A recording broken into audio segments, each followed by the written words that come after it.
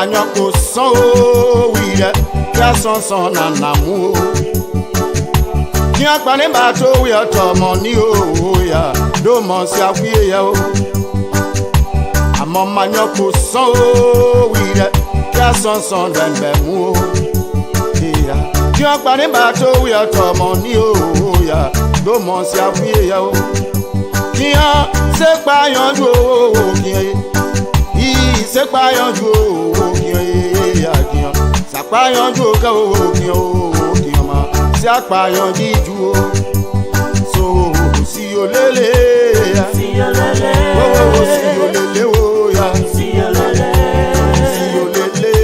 lele o ya si olele yo si olele amo manyoko so wi ya son dan be mu ki akpani bato wi otomo ni o abiyan mi do mo si akwiye ya o ki o se payan jiju o mama ki o se apayan jiju o re son ke wo ki o ya ki o se apayan ju o ki o ye uri money.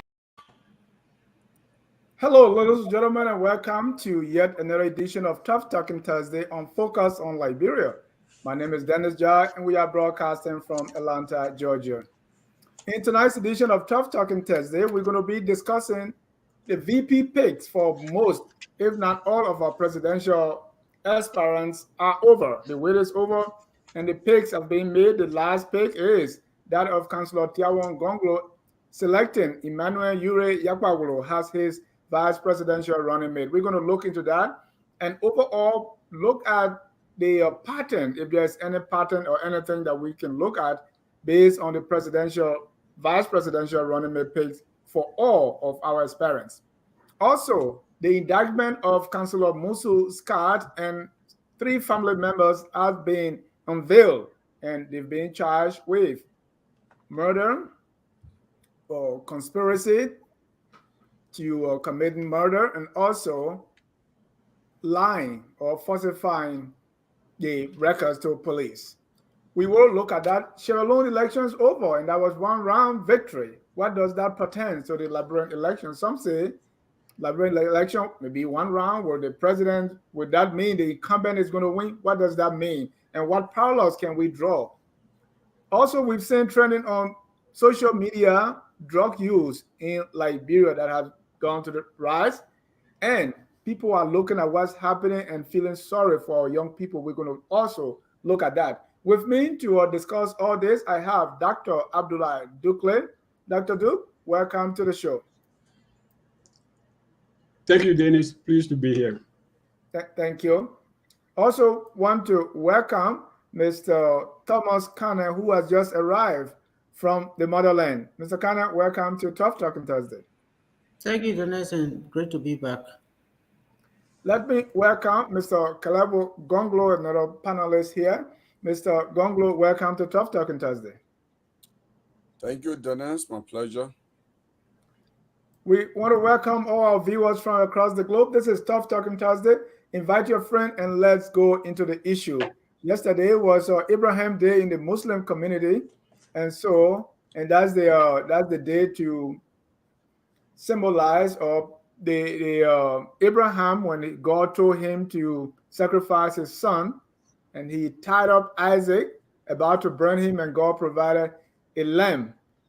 All right, and so that's the celebration, or that festival is concerning that. We want to say happy Abraham Day to all our Muslim friends and partners right here on Focus on Liberia. Dr. Duke?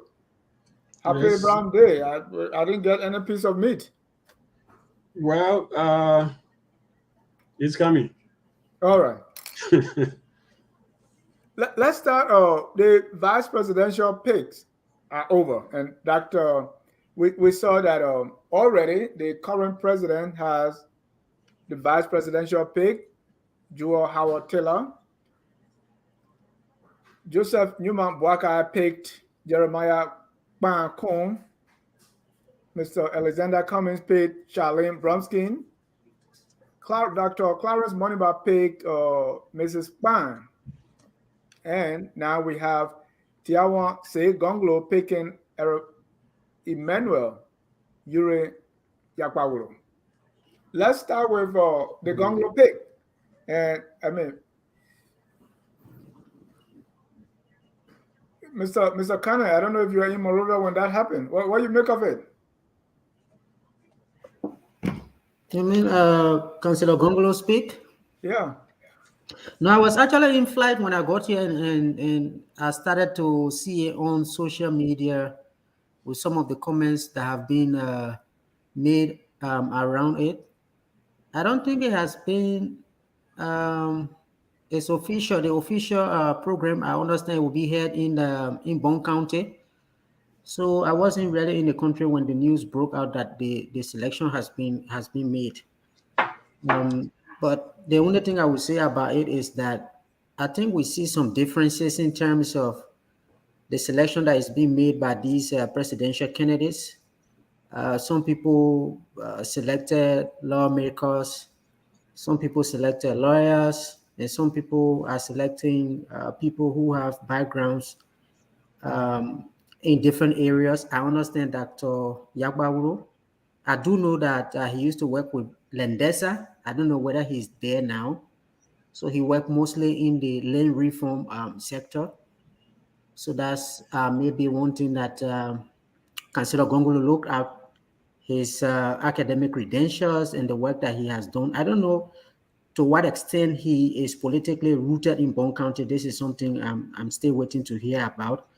But I think generally every presidential candidate had a specific criteria in mind to be able to pick their vice presidential candidate to support them in areas where they think they have weaknesses. But in response to your question, I heard it when I got here.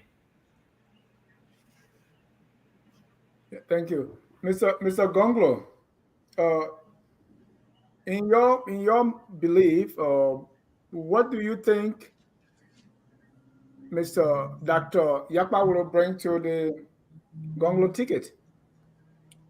I think he brings a lot to the ticket.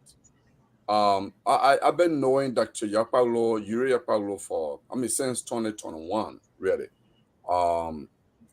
And when I came to know him, it was through the grassroots alternative movement. He's one of the founders of the grassroots alternative movement, which the primary focus was to promote democracy from, with grassroots participation. So he and others, and I'm quite sure you are aware of that organization.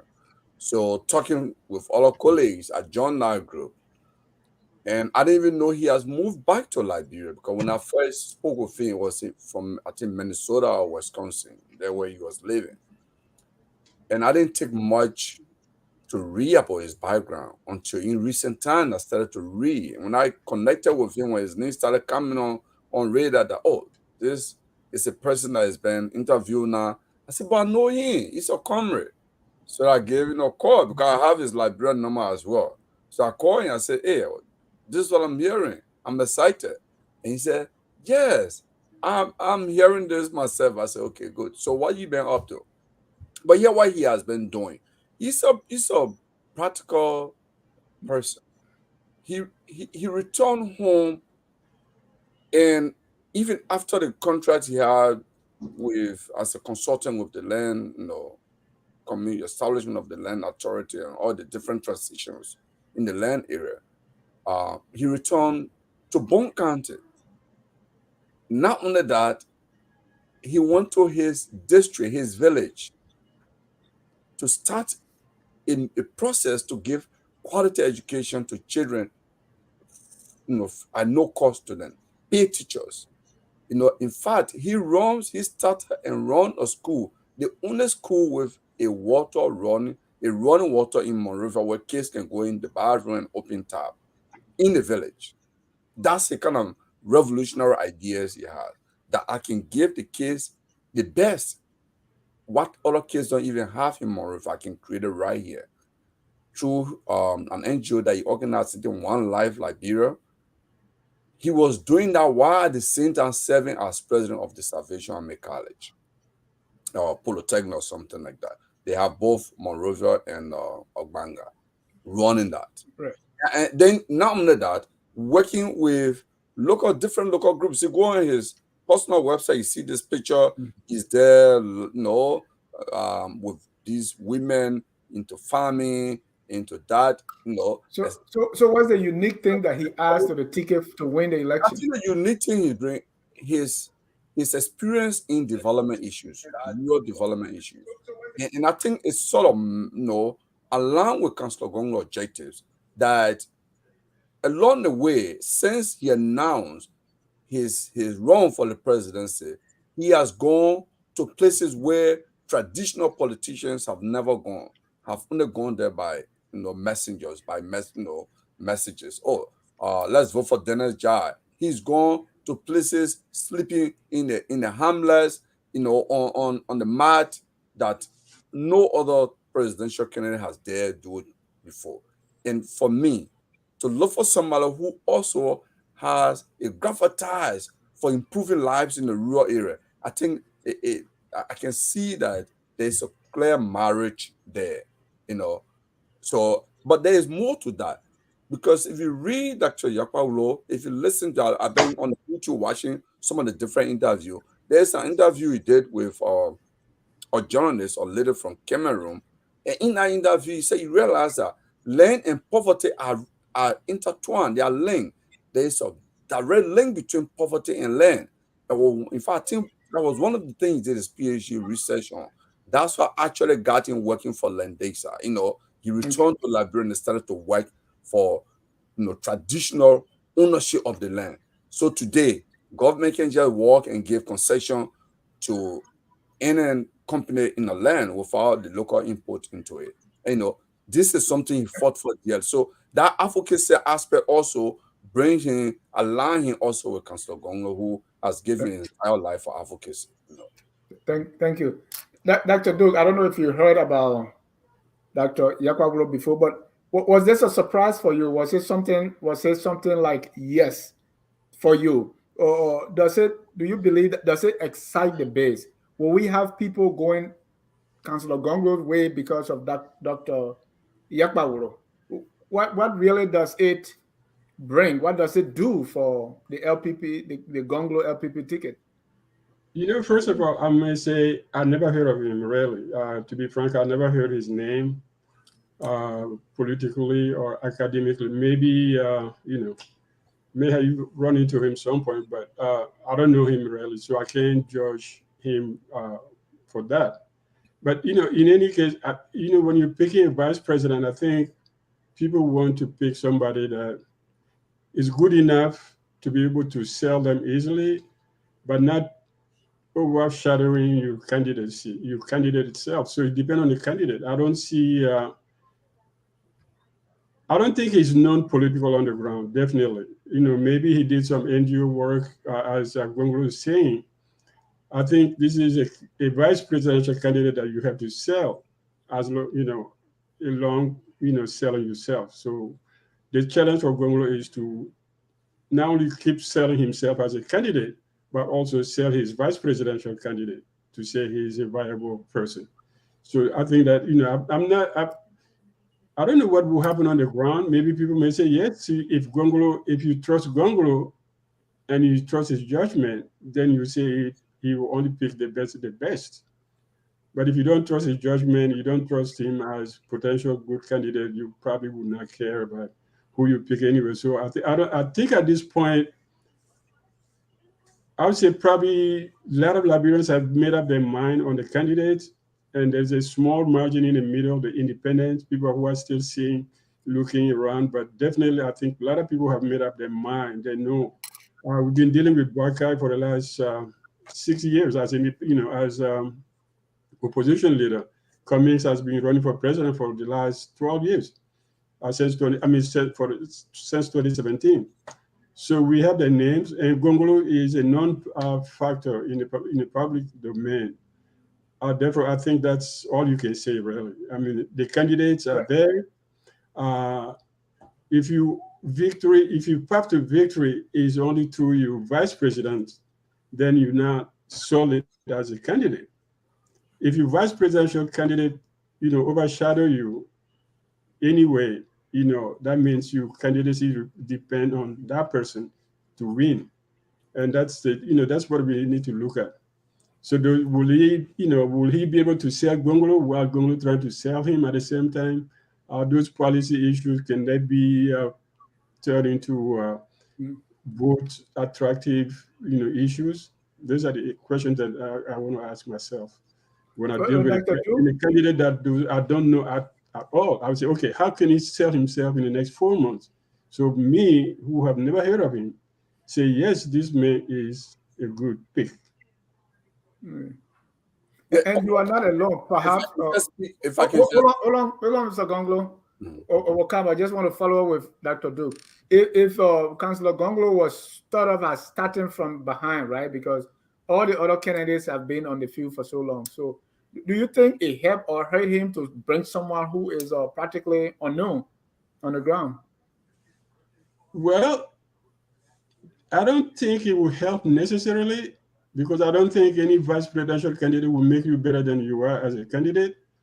So I think Gongolo his candidacy would depend 75% on himself, and the 25%. Because if you have to sell a candidate, I don't know if I don't know him, because he said he worked for the Land Commission, but I knew a lot of consultants, I knew a lot of people in Monrovia, because I spent the last 6 years of the presidency from 2012 to 2017. I was on the ground, working with the UN system and all of that. But on the UN program from the president's office. So I got to meet a lot of people, especially people on the land, because we had land issues were part of our program. So I didn't get to know him. So I don't remember any article that he wrote on politics anywhere. So that's a challenge, really. It's a challenge to be able to sell him. Thank you. Mr. Gonglo, you wanted to add something before I think I get maybe the concern or that is Dr. Douglas is raising on the issue, but if you listen to Dr. Yapalo, if you look at his profile, if you talk to even other citizens from Bonn, but here is this guy record: live in Bonn, did both high school and undergraduate and also graduate school right there in Cottontown. So there are a lot of prominent citizens of Bonn that when I ask you, oh, this is my mentor, I know this person well. This person knows me well. Bonn is just one of the 15 counties. No, I'm coming. It's that politics first. If your house can sell you, the street is not going to buy you. Is that not what we say as a common sense? It's true. You must stand somewhere to spring. But in Bonn, you know that, in fact, in one interview I listened to, and I can, this can be verified, he said when he decided to run for the House of Representatives, he said, look, we need to change the politics in the Bonn Legislative Caucus, where the caucus mismanage development funds from other companies. We need to change the narrative. So here's what I'm going to do. I can do this alone. I need to actually connect with other like-minded Bonn citizens, and we should run as independent candidate in this coming election. Go in the House, take over the Bonn Legislative Caucus, and start to make changes and make the local government better. So he established a change whatever network, and like the likes of Salo Siako and all of that, members of that. Because I know Salo Siako. When I spoke with Salo, he said, yes, I'm a member of that change maker network in Bonn. And he didn't stop there. He said, I need to connect with all the counties. They drafted a manifesto, and they started recruiting all the people running in all the counties to sign on to that let's run, not keeping a partisan hat yet. When we get elected, let's go and change the legislature. One person can. Thank you. So you can see that his connection and even thought process about how to make Liberia better is very concrete and solid. Thank you. My last question on this, and want to go around the room, is we see a pattern here of presidential candidates going outside their political parties. I used to call it a vice presidential pig fishing expedition. Like you be in a party, say Unity Party, and you have people with you working all year round for 5 6, 7, 8 years. And at the end of it, you go outside, you go on a fishing trip to find vice presidential candidate. We saw that with President Weah, then Kennedy Weah going outside to NPP, although we say they formed some kind of coalition.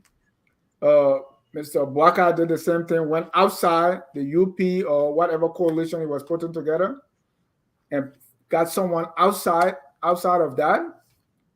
We saw Mr. Cummings, although the Liberty Party was part of the coalition, but Charlene was not until she decided to run for the House. So you see, they are always going outside. And now we see Councillor Ganglo going outside the LPP to find a vice presidential candidate. If we are talking about building institutions, how will people be encouraged to stay in these political parties if they are not going to be rewarded for being so loyal and supportive?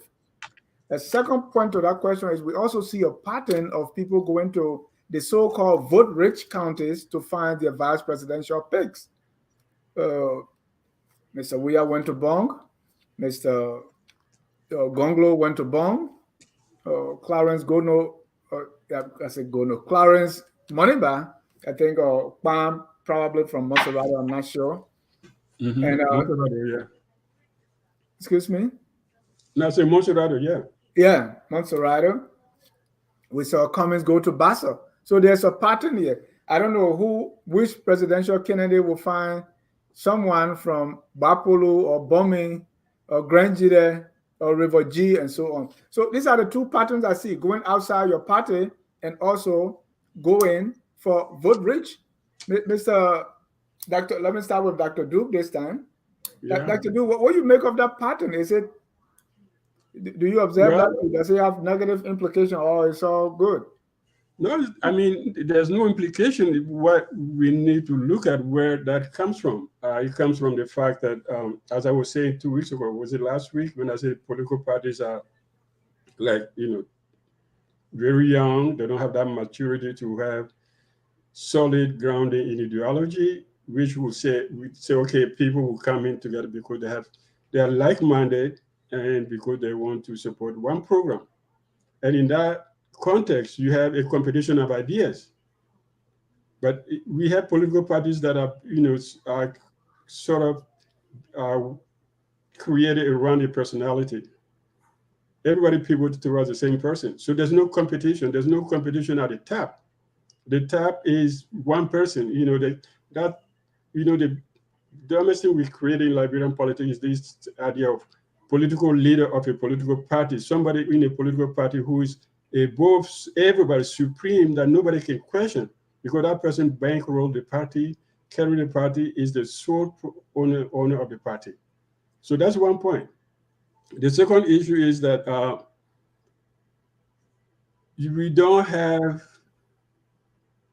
these big political parties that are totally covering the whole country. So you have one party, and we still talk about up to LN election, UP was a Manugo party. So every party is kind of aligned to some sort of a tribal group, ethnicity.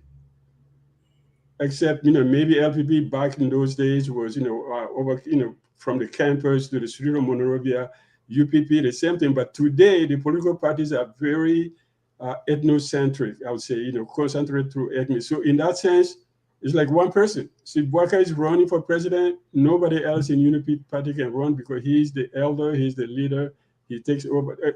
And when Gongolo came to LPP with his candidacy, they had to endorse him because they didn't have a candidate.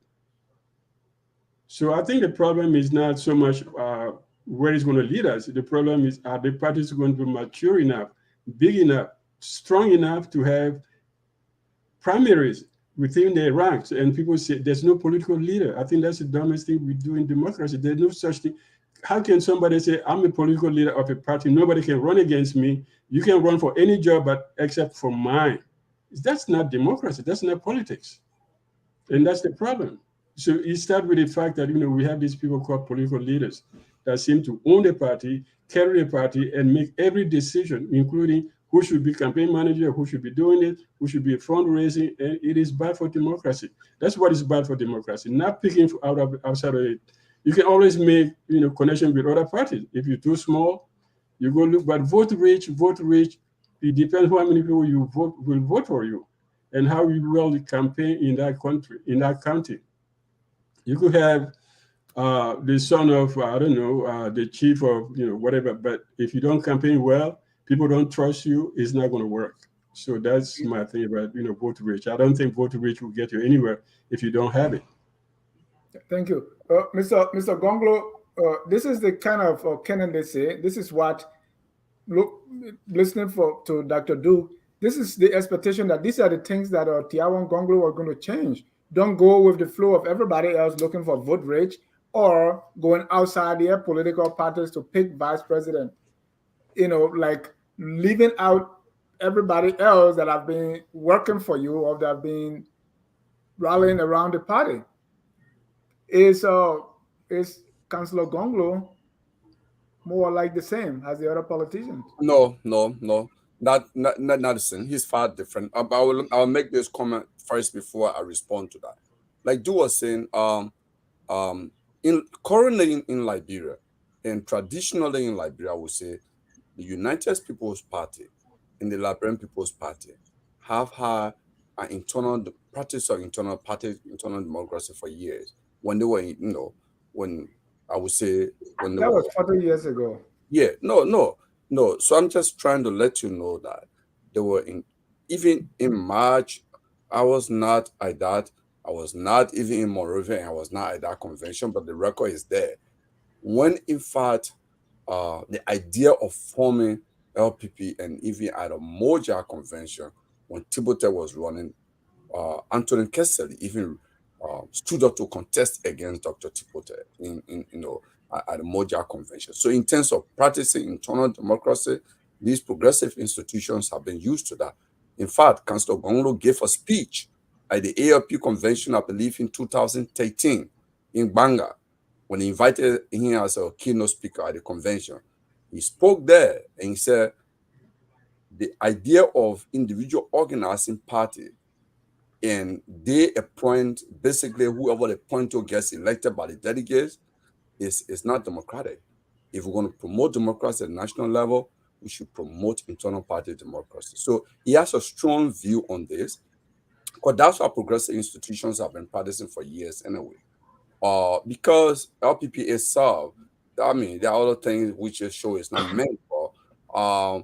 There was not the application process of open, I believe, for 10 days or more for people to apply. He was the only one that applied, and no one. So he got elected on white ballot, not by that, not just by default. Then the one I would say is, you see, the whole thing we have to separate here, because if something happened not by design, but as a result of a process, then the two are not the same. So if somebody says, for example, somebody comes to the media, in the case of Ambassador Boaka, he actually did conduct an interview of Front Page Africa. He said, I am a patriot. I am going to choose my running mate who is going to be a patriot, one who will have a clean record, will not be linked to corruption, because his supporters believe that he's clean, he's not corrupt. He narrated all these characteristics. They are all in Front Page Africa. The records are there. Now, he selects someone who allocated $1 million to his private clinic. He selects someone who there are various records on social media. Latest staff are chanting, roll, Thomas Fala, roll, Jeremiah Kun. There are audios, Prince Johnson calling him criminal, roll. I mean, the evidences of public suspicion or public indictment on his record are just plentiful. So, but that's a person Boaka select. And what was his defense? He said, I would dance with the devil only to get a power. So he allegedly said that there's no record that he actually it's said in the newspaper. He's never disputed. So you can see that. So there is a difference between people going for big county by a design, or getting big county as a process. By accident, you mean? In the case of Gonglo said he was going to pick a female. No. So that's the thing. I will speak to this. but unofficially, as a panelist, I will speak to that because I don't represent him here. I will say how much I know. There was a vetting committee. Right. No, what I want you to speak to is going the same way, going outside. No. So you don't call it the same way. If there is a process put in place, then when you administer your exam, you have your answer sheet. Those who teach maybe literature, they will write and say in the paragraph, these are key words. If a student uses key words, then we can give them some points. They may say other things around the keywords and how will they say, but they can use this phrase, then I see that they have the idea, right? So for us in mathematics and statistics, the numbers are there, exact. Or we may say also, even in the case of statistics, we say there are 5 steps to this answer. If you show 3 steps, you are missing 2. If you get the answer right, maybe So there are many ways you can do it. So you look at the process and says, this is the exact thing I want. But if you get this, but you get to this place, okay, that's okay. But if somebody just say x squared plus 5x, this is equal to this, but you don't show, or you say x is equal to this, you don't show how you got to that, then you are cheating. So you say, okay, I'm a patron, I have a clean record, I will do this. So I will go through a process to have somebody who reflect my record. But you say, boom, I will dance with the devil. You don't show the process. In the case of the LPP, here's what LPP did. LPP constituted a vetting committee outside Councillor Gongwe. And that vetting committee, I can say to you, the first choice was a lady from Bon County, who is an activist, without mentioning her name. When she was chosen, she said, I really would love to do it. But I needed like 1 year notice to be thinking about this. But this is too abrupt. So, but I will support him because I believe him. Then the vetting committee listed another woman from Granjide. And that woman was very close. In fact, she agreed in principle everything. Then something came out and she said, wow, I was almost to the promised land, but this is a family matter on this one. So at that point now, the committee has given much chance, the first preference to 2 female choices. And once it went that way, it's okay. Then let's revert to the male choice. That's how Dr. Yakpalo came in. Councillor Gonglo has known Dr. Yakpalo for some time because when he was a legal consultant for the Land Commission, Dr. Yakpalo was there. They met each other, they know each other. Okay? So both of them have spoken. I even made conference call between them before in 2001. So that's how it's okay. I have somebody who has this set of records in advocacy in the environmental area and has his belief on rural and education, access to education and fairness. In fact, Dr. Yakpawulo speaks so profoundly about integrity. So if you look at the motto of the Salvation Army Polytechnic that he came where he said, education through integrity. He's so big on integrity. So that's like, so selecting him is not a following the flow. It's a result of a thought process. So it's not the same as I would dance the devil. And for the record, we have no record that Mr. Bwaka said that. For the record, front page Africa Cllr, and there has been no rebuttal. But I can probably add just a passing that I knew that Bwaka had a committee to select a VP candidate.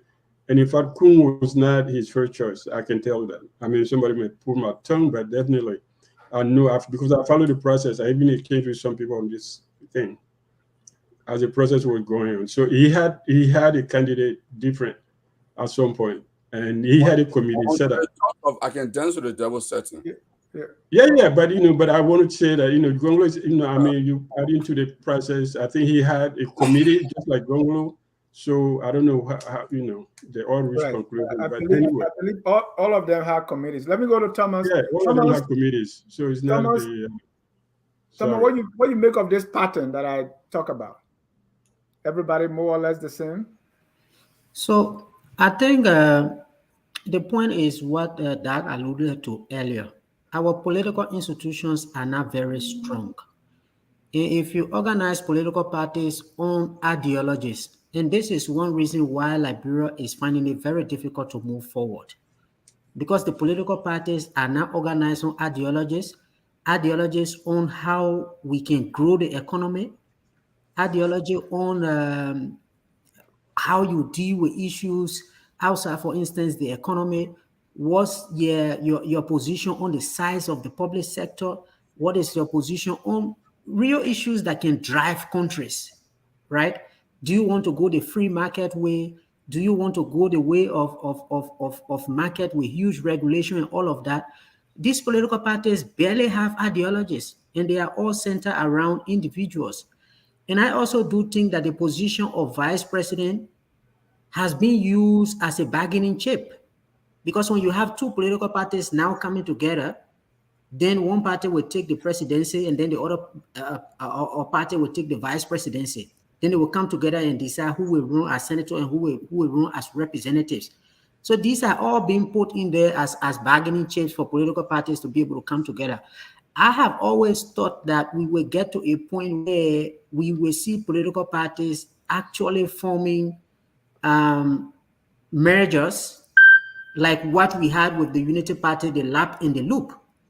I would have thought that from that time, we would have seen that pattern moving forward, where you have these big political parties actually bringing on board these small political parties and really merging into them. But because these parties don't want to lose this bargaining chip, you find it difficult. So right now you have, for instance, the CDC with 9 other political parties. After the CDC leaves power, all of these political parties go and stand by themselves, and then you see them entering into other mergers with other collaborations with other political parties. So I don't really think our political parties are growing, and the institutions are not strong. And the problem it does create is that when you have people coming from different political parties, even the little that you have, and this is one thing I wanted to talk about earlier.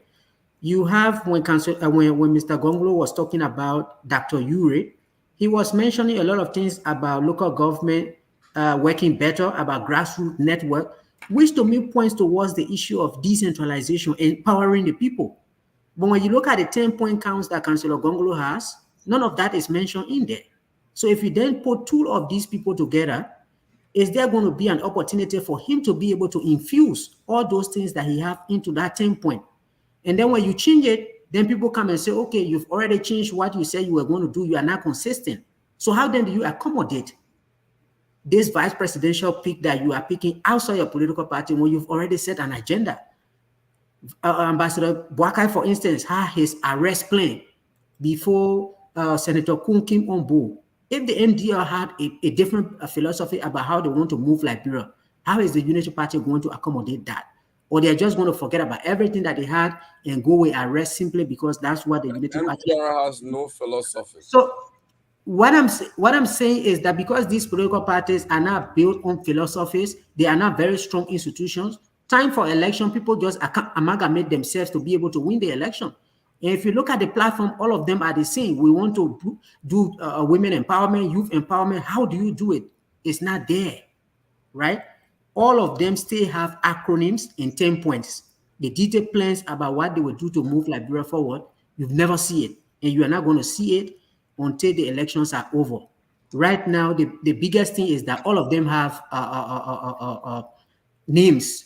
You have Fixer 1, Fixer 2, you have Rescue 1, Rescue 2. That's going to be the issue until the elections are over.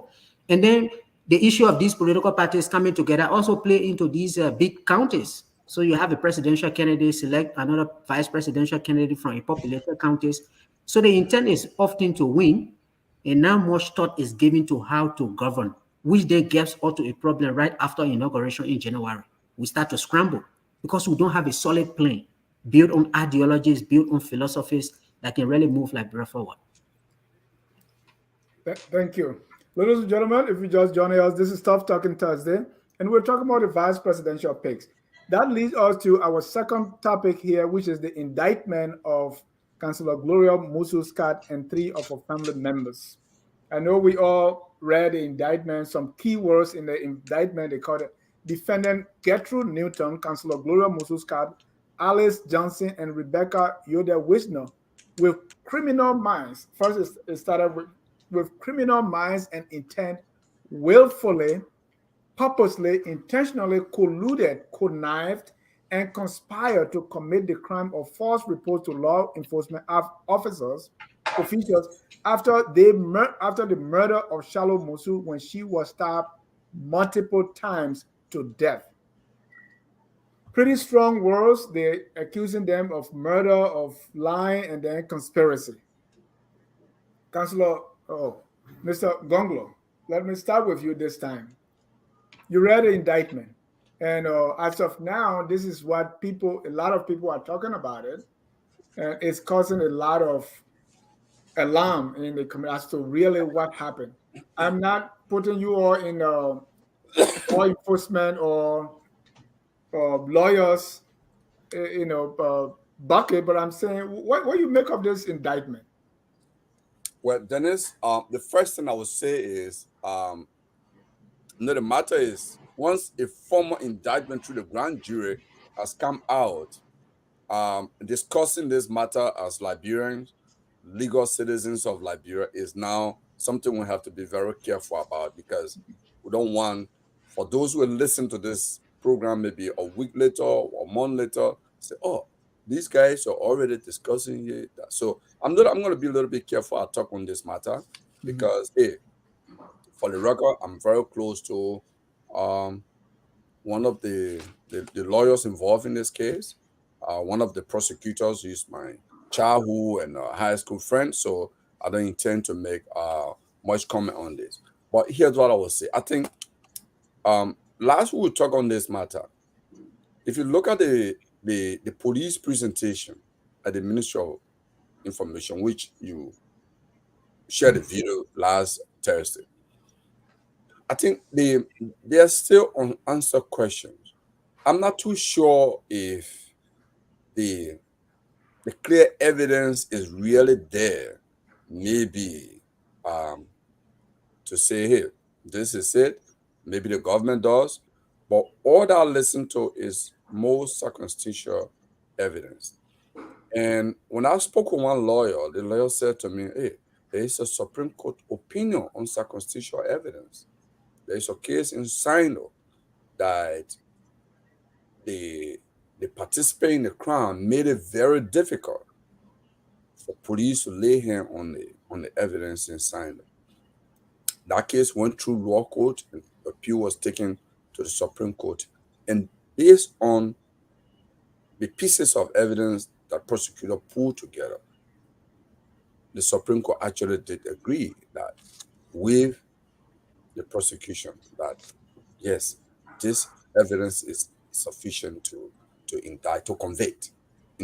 So I think those are aspects that they may be looking at as well. But if you look at this, I've listened to different accounts of why the weapons that was used cannot be found. I've listened to different accounts of the private security guards that were in the yard because they spent 1 week in police cell. There's a reason why the police is not mentioning them. There's a reason. I think they might be saying something in the court.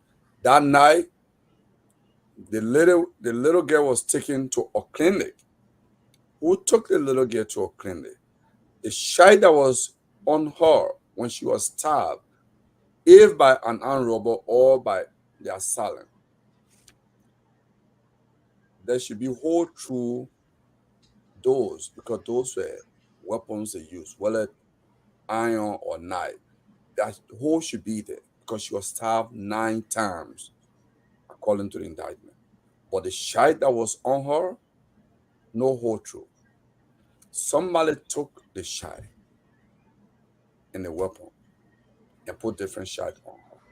I think there are a lot of stuff that are going to be revealed when the trial starts. Probably because I understand it may not start until August 10th of court. So there are a lot more that it might be interesting. It might be interesting that Liberians might be saying, how can people be so wicked? I mean, I think there are a lot that I'm hearing that it might be an eye-opening case in Liberia that people will be shocked. What are you hearing? Can you? I can say that. Yeah, it seems you are talking to the prosecutors. He said he's talking to the prosecutors. Okay, Oh, good. okay. Let me go to Mr. Kane. I mean, we may not know, especially in the absence of any forensic evidence, as to actually what happened. But No, what Dennis, do not assume that there was no forensic evidence gathered.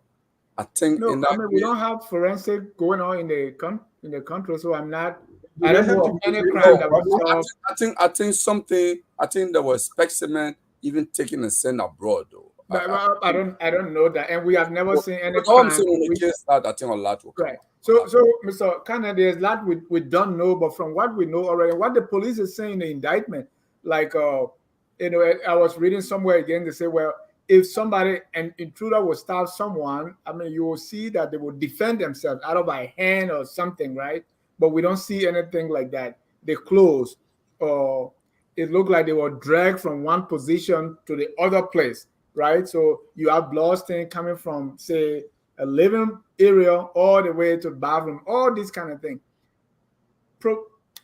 And we cannot say for a fact if everything that's in the indictment is really what happened. But looking at what they're saying, could that be true? And if that's true, what does that mean? You mean what the police are saying? In the indictment, yes. So for me, when you follow that presentation that was done at the Ministry of Information, Culture and Tourism, it's almost like the police are saying it wasn't possible for someone who is not part of that family to be in that building at that point Yeah. in time, right? But going back before the incident, Councillor Scott had reported that people were following her, they were entering her compound and all of that. So to me, it's mostly like you have this multiple choice question. You don't know what the exact answer is. And the way you go around it is to do elimination. Yeah. You look at A and say, I'm a little bit familiar with A. It cannot be A. It can be B. And you are left with C and D. And maybe you say, since it's not C, it's actually D. So I think the difficulty the police are having is they've not been able to figure out if someone intruded that house, how they managed to get in, how they managed to get out. And for the fact that that cannot be revealed, then it has to be someone in there. And to me, I'm not a lawyer. I mean, I don't understand this issue of indictment, how they will go to court. But I think it will be difficult for you to be able to prove by just that elimination method, because you have to be sure that since no one entered based on your line of reasoning, it was these people that did it. And if you weren't there, how then do you prove that they were the ones that actually did it? So I think it's really going to be a critical case. I mean, for it to be able to unfold, for us to see how it's going to end, because this case has been very political from the very beginning, since Jefferson Koji was linked to it, the party chairman, and everybody. And I mean, the CDC has been on the media even before Councillor Scott was indicted. The signals were there from the surrogates that she was going to be indicted. So to me, this whole case has just been marred into this kind of it being in the public, being tied around political figures and all of that. So it really becomes difficult for us to be able to predict what is going to happen. I can just say that let's hope that if there's a term of court in August, let the case be adjudicated and let's see what the final verdict is going to be. But it's just too complicated to me. Right. And really, I'm not even talking about the legal side. I'm just saying, really, based on what we are hearing, what happened. For instance, if I was talking to a lawyer, and we're going to have the legal show on this on Sunday at 8 p.m. to have the lawyers and criminal law enforcement officer come here and speak to it. But my question to you is, for instance, if we don't know intent, right? But if if there's an accident, and you leave the scene, you run away, even though you cannot prove, people may not prove you hitting that car, but if it is established that you left the scene and ran away, that in itself can be evidence, right? So based on what people are saying, if those things that are happening, like for instance, if in the first statement, Councillor Scott say, I looked the person in the eye and pepper spray the person, and then we found out that maybe there was no pepper spray, will that have any impact? People are asking for the murder weapon. People are asking for the clothes, and then the places the victim was stabbed. And one guy wrote and said, well, there was some wounds that were deep.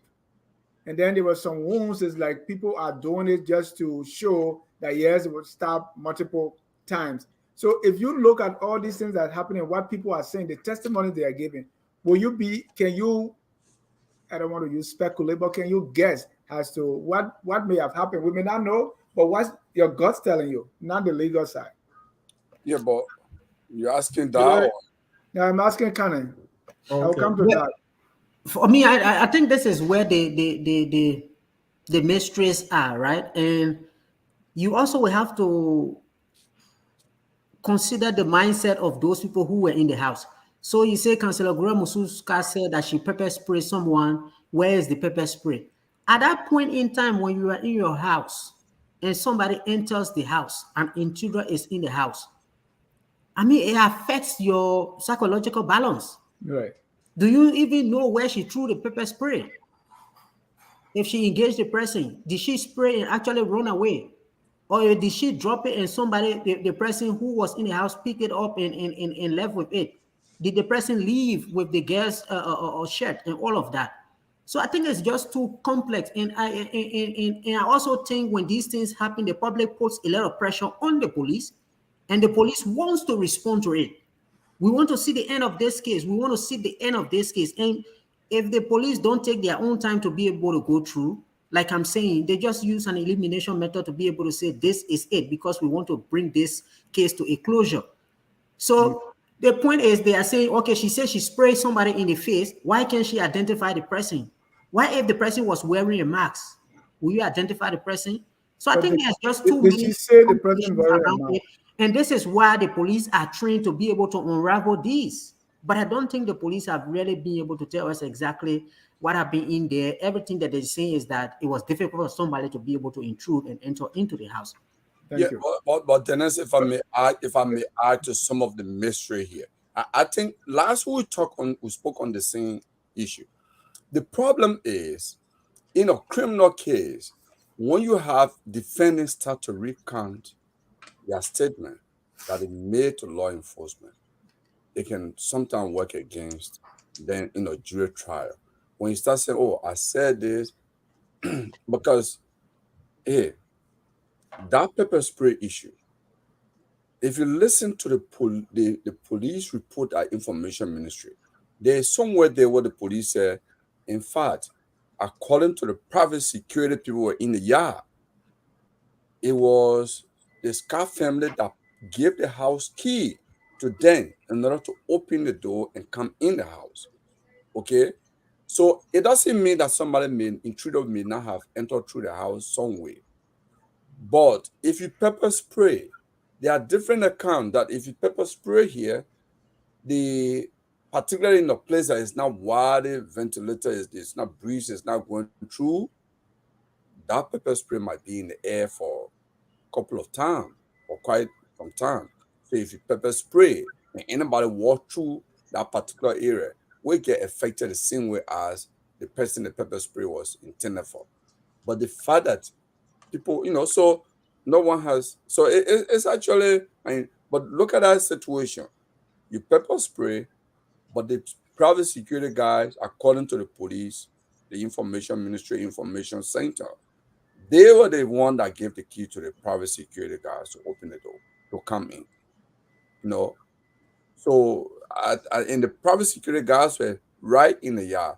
I mean, look at the area view of the house itself that is shown at the Ministry of Information. I'm not saying houses like that, intruder can enter, but then on top of that, you have private security guy who one of them is your relative. Okay? There are a lot of mystery around this case. Yeah. We have to wait for the trial to start. Thank you. And Dr. Duke or Mr. Khan talk about the elimination method. I don't know if you can do that, if you can eliminate for, but here is one of the, and that's why I said from the beginning, I mean, what is in it in that is it really true? For instance, they talk about the knife, right? This is why defender Gertrude Newton narrated a story that no reasonable mind will ever believe. That after the man allegedly stabbed the deceased in the back, she took the knife from him, but he took it back, the intruder. So those kind of things, I mean, which do you believe the defender like Gertrude Newton really said that? You know, this thing reminds me of kind of O.J. Simpson case. No matter where he goes, half of the country will say you're right, half of the country will say no. And I don't want to fall into that, speculative thing more than say maybe what, all I heard are rumors, and those rumors don't make sense in any, if you listen from this side, it makes sense. If you listen from that side, it doesn't make sense, either from the police or from the people at the house. So I would not add anything to what my two colleagues say. Let's move to another subject because I'll leave it to the justice system. Yeah. If they can prove it, we have a highly politicized climate in Liberia now. But you have an opinion, right? He was loyal to a political party. No, I'm saying it's a political issue, but it's also a criminal issue. Right. And in both cases, so it's like, I would just say, let's watch it and see what happens. Yeah, well, we can just watch. This is both, as you Well, said. you can issue, right? you can make speculation. You can create doubt in people's mind about certain Well, things. the police, they have opened an indictment, right? And we can read it. So after reading it, what you make of it? Do you believe what they're saying? If I believe what they're saying, yeah, what the indictment is because saying. the police can lie. Yeah, but it's up to the court. You go to court. You think the police lie in this case? Yeah, you go because my opinion will not change anything to it. But I know if they go to court, they'll face a jury, and that jury, if the jury is impartial, totally impartial in a court of law, they prove what is needs to be proven. But if it's not, I mean, I don't think my only probably would be the optic. I don't see the former Chief Justice. She's not a flat risk, anything, and lock her up while calling a grand jury. We should have been, it's like the grand jury should have indicted her before you lock her up. So you take her, there's something like, humiliating her and put her, under duress. That was not necessary. That's my comment on that. That's my only comment really I would make. That there was no need to arrest her. She is not a flat risk. She wasn't going anywhere, and you didn't have to lock her up and then go find the jury, the grand jury. That's where the question could come in. People will say, okay, how do you lock the woman up on Thursday and then Friday night you find a grand jury to indict her 2 nights later on? Who are these people? How you got them? So those are the questions that I need to ask. I don't want to ask the question about the technicality, who got the knife, who doesn't have the knife, what happened to the paper spray, because I wasn't there and the police arrested her. Maybe they have a reason to do that. But why do they have to wait and then call a grand jury? That's the justice system upside down. And we're going to talk on the legal side Sunday. Please tune in to focus on the bro. We have some lawyers here and law enforcement officer to discuss that. Well, in neighboring Sierra Leone, Julius Maada Sierra Leone People's Party won nearly 1.6 million votes. That's 56.1% of the total ballots to defeat its closest opponent, Samora Kamara of the opposition All People's Congress Party, APC. This was done for Sierra Leone. In Liberia, we have 51. 50 plus 1. In Sierra Leone, that's 56. And also this went in round 1. What we make of this victory in Sierra Leone by the incumbent, and what parallels can we draw between that and the one that we are expecting to take place in October in Liberia? Dr. Du, you watch all of these elections and you kind of follow them closely. What are the parallels? How does Sierra Leone relate to Liberia when it comes to this? Does this mean victory for we are in one round or what? We both are post-conflict countries, but Sierra Leone kind of, post-conflict status is kind of advanced. They've been doing this for a while before Liberia. Will it be the same? It depends what you do in your country. What did Weah do as well as Marabio did in Sierra Leone? What kind of behaviors he had with Sierra Leone people? How did he, how is the opposition in Sierra Leone? All those things matter. So you can't really compare them because I think we have two very different situations. Marabio was president before. He left, went to school, came back, and rejoined party, political system. And he knew he had his hand on knowledge of politics. Weah has never served in done anything except when he entered the government for the first time at the top level, which is the Senate.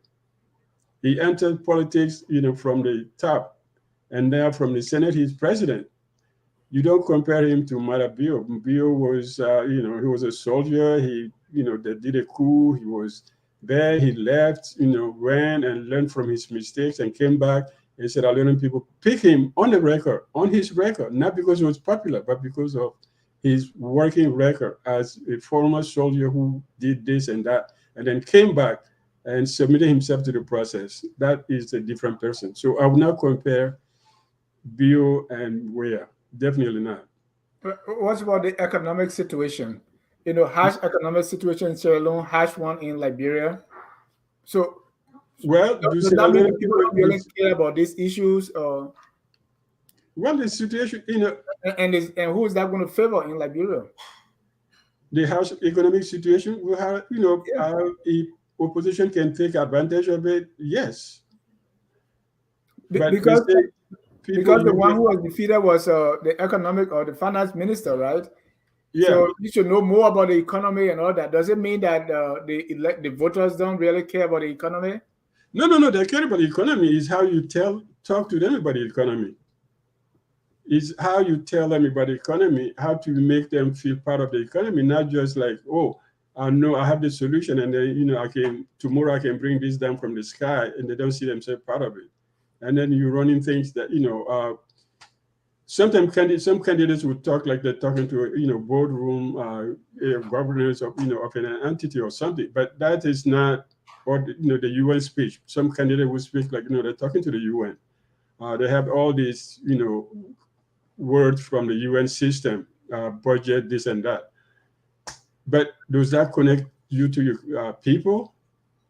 There's something about the economy. The economy is bad when people can buy bread. But when you have economy just about numbers and say, oh, there's inflation is this way, that way, people don't relate to it. But when you say we don't have eggs, we can't find meat, we can't find tomatoes, we can't get paid for 3-4 months, that is a real economic problem. And that's where you get people behind you. That's where you get people to say, okay, no, we can't live with this. I think that's a difference. So I don't know if people are getting paid in Sierra Leone. I don't know how, what's the last time that people get paid in Monrovia. So those are the things that you've got to look at, I don't know. I think Sierra Leone is kind of, ahead of Liberia in that sense. I don't think you can totally compare them. Thank you. Mr. Kana, why do you think Marabio won, and who does that favor if we use those same thoughts or reasoning? Who will it favor in our election? So I think over the past 2-3 days, there have been so much of a euphoria in Liberia about an incumbent winning election in Sierra Leone, and therefore it's going to be the same case in Liberia. You also see some people drawing into it the Nigeria case that the incumbents supported Tinubu and Tinubu won. So I think it's an issue of cherry picking.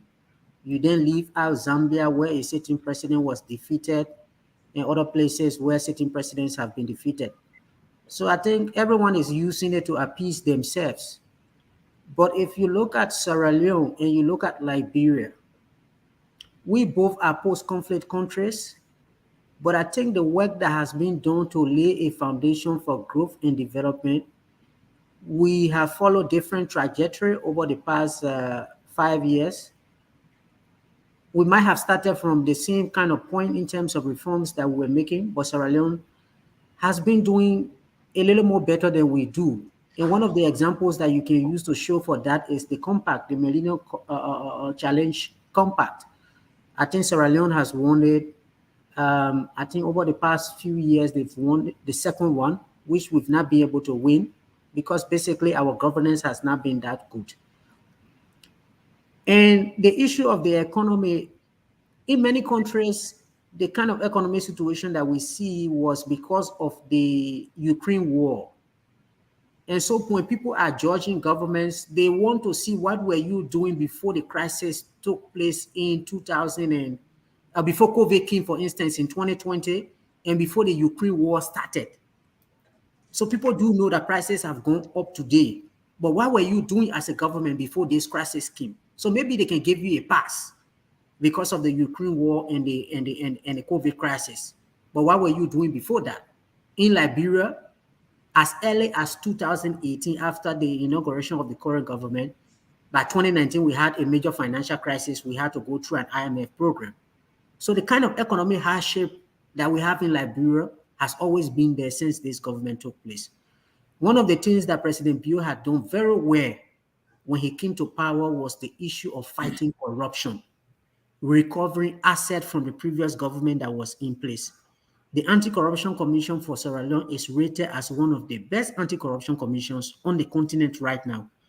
I think Ben Kefala, who is the head of the Sierra Leone Anti-Corruption Commission, should be the head of the anti-corruption commissions in Africa. He's been getting award upon award because of their stance on fighting corruption. And that did not just happen. It happened because as early as 2008, the Sierra Leone Anti-Corruption Commission was given direct prosecutorial power. At about the same time when our Anti-Corruption Commission was established, and we decided to route it through the Ministry of Justice. In terms of infrastructural development, Bio has done some great work. We can see very close to all that Sierra Leone has built their road onto Bow Water side, when we have not even kind of maintained the road that was built during the times of Doe going to that border. So I think, he built a new airport. He been praised for really promoting governance. He has also invested heavily into education because his overall economic development for Sierra Leone is human capital development.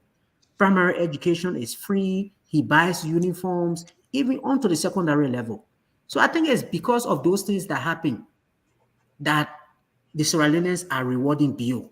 So to just think that because Bio has been elected president, Weah is going to be elected without actually looking at these two leadership stars is, it's a dream, which I don't think is going to be realistic when we enter October 2023. So I think people who are saying they should assess. And also, there are other roles that President Bio is playing to be able to come back to the point that I was making, that he is someone that is regarded as the father of democracy in Sierra Leone, because they went through that military coup. He turned the government, he turned power over to a civilian government. And so he's still being rewarded for that. He had gone to school to France, he came to the US. So he's very competent in terms of handling the affairs of the state. And one of the ways that, you can see that even his colleagues trust him is that he's the current chair of the Africa Peer Review Mechanism under the AU initiative, where they review the performance of governments, African governments, on how they handle the issue of governance. And he's also, I think, the head of a committee of 10 African leaders that are pushing this African agenda for the reform of the UN. So I think Bio is out there. I don't see President Weah playing these kind of roles at the regional level. And his style of governance has really been promoting good governance rather than what we see in Liberia. So I think it's a false narrative for people to be able to compare this and just feel that President Weah will be re-elected. Thank you. Mr. Gonglo, let me hear from you.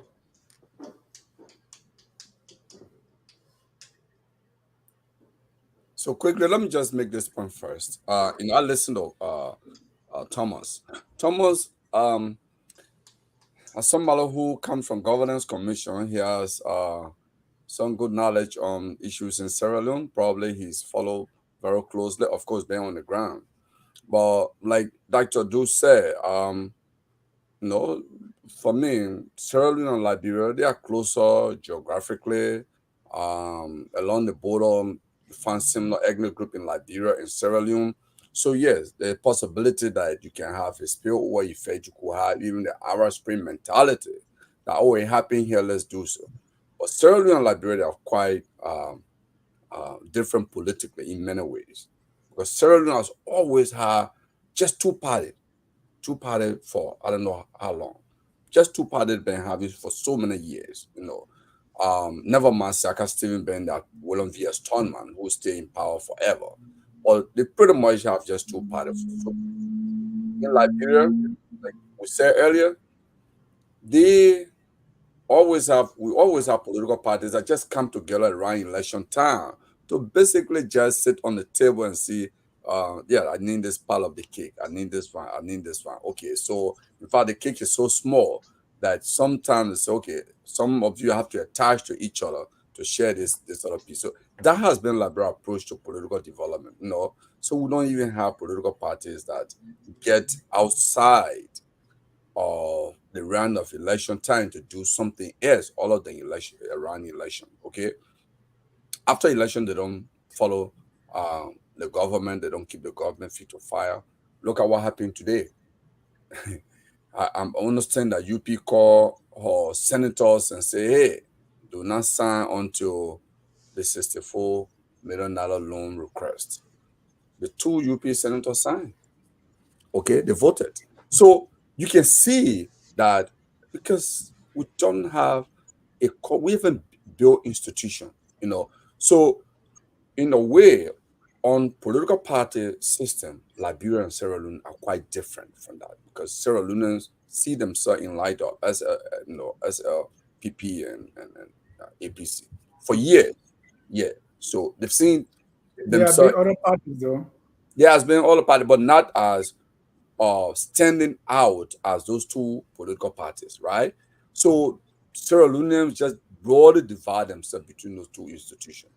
Unlike Liberia, we are so fragmented. Okay, so on that note, we are quite different in terms of our political party formation and how we think about political parties. So we are different, but we cannot rule that out. Also, there could be the lone wolf.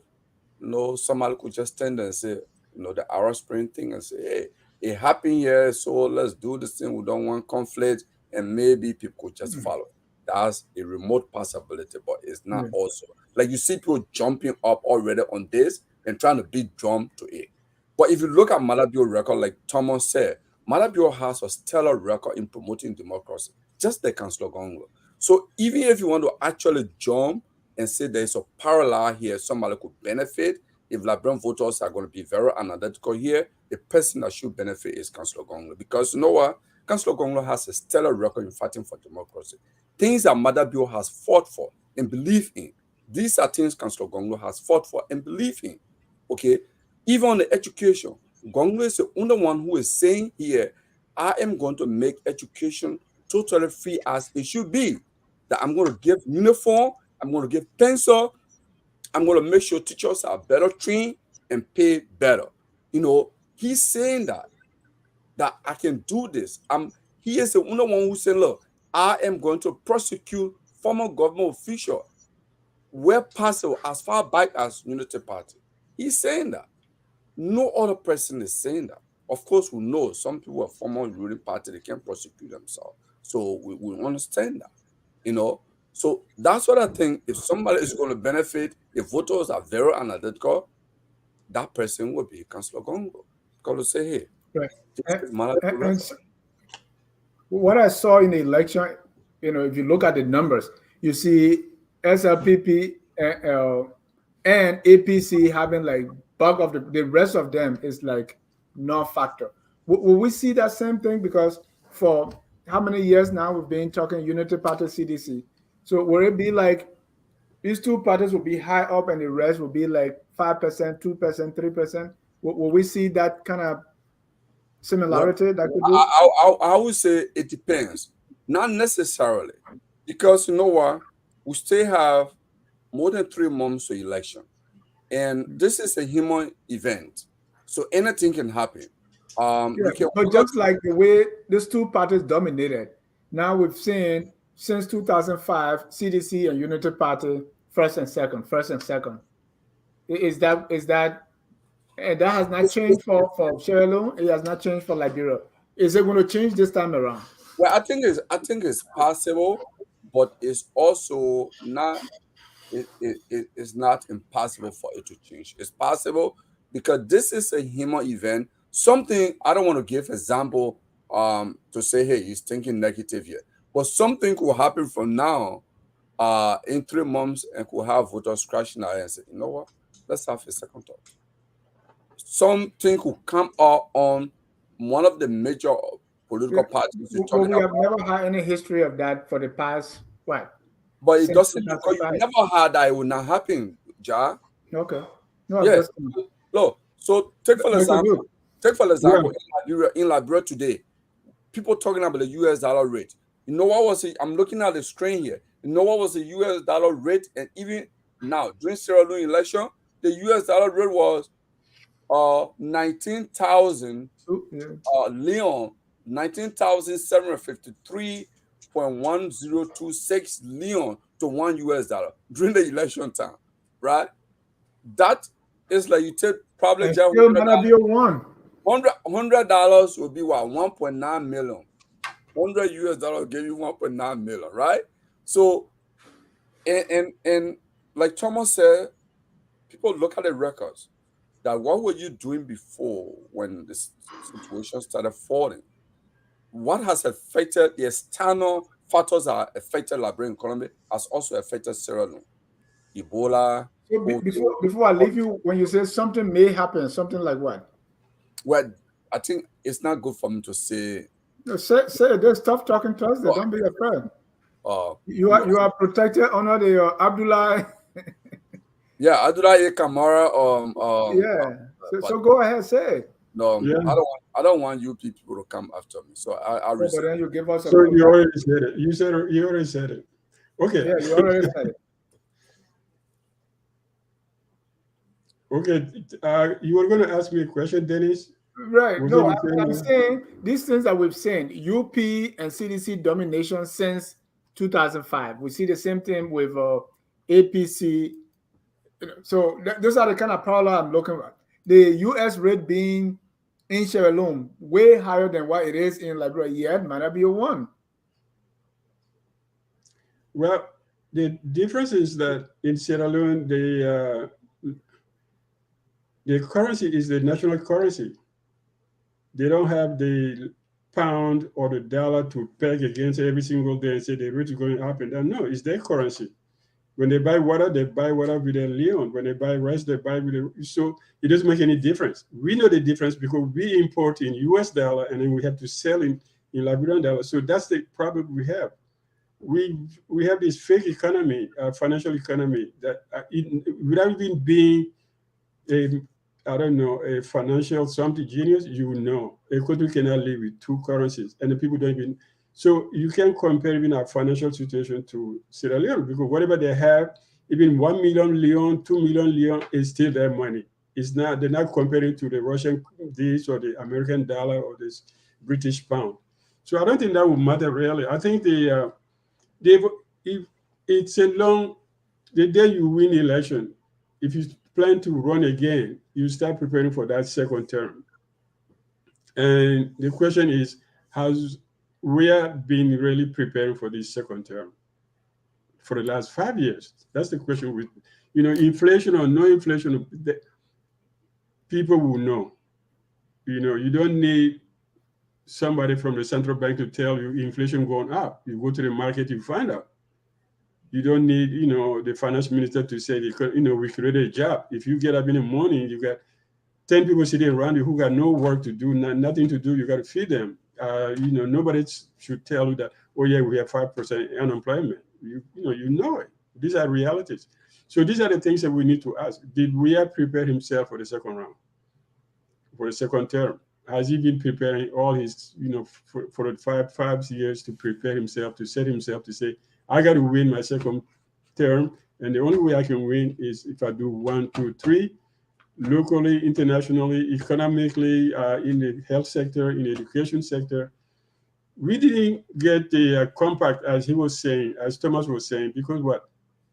Our education sector is not working. Our health sector is not working. And these are the two sectors that, we're supposed to prioritize from day one, from 2005, and they've been left behind. So that's the problem. I think, we can't compare Sierra Leone to Liberia really in terms of, political stability, political mentality, and then the all economy and all of that. So I would not really compare them. I would say we're just good neighbors, but with a tall wall between us. Thank you. Ladies and gentlemen, this is Tough Talking Thursday, and the last issue I want us to talk about is this drug business. I think you've seen some of the videos of children taking maybe kush or whatever drug they're taking that is making them to act like zombies. Our own focus on Labro, we had our reporter in the street, and this guy, he's sleeping. I know they say break your neck or something, and they're doing all kinds of things. I don't know if you saw the video that I saw. Let me share.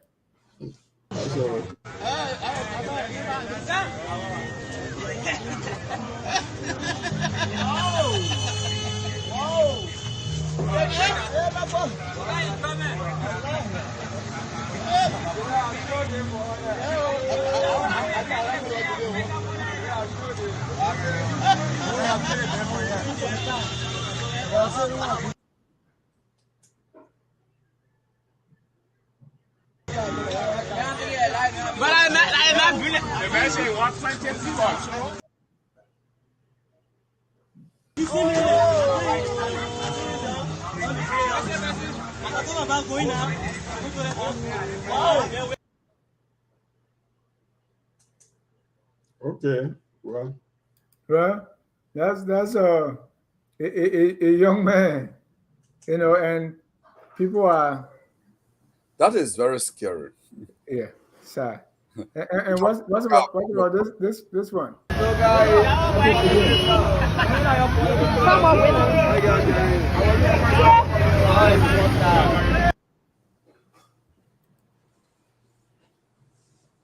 Drugs. VP Walker just delivered a speech on that. I remember in 1997. It was. I went to Monrovia, and then I was part of a small discussion group with some ministers, and Dr. Coleman was there. He was Minister of Health. And when he spoke, he said, 10, 15 years from now, we're going to have a big crisis in our hand if we don't prioritize de-drugging. He said, de-drugging our youth. And he went on to speak, he said, a lot of kids who've been fighting for this war, no matter what side they're on, they've been addicted to drugs.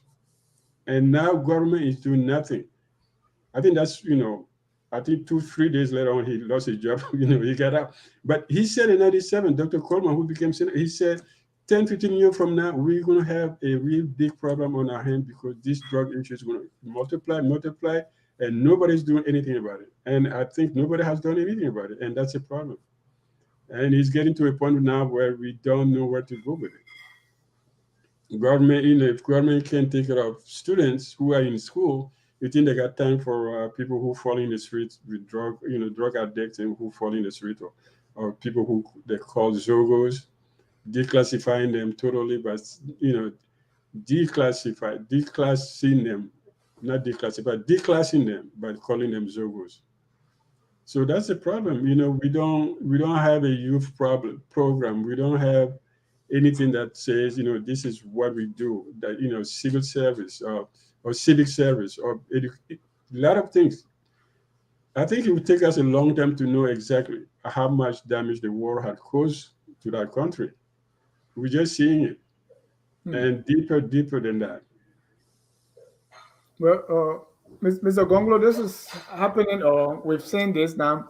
Just few months ago, we saw the biggest drug case in Monrovia, where $100 million worth of drugs was brought in the country, and those that were accused, they walked.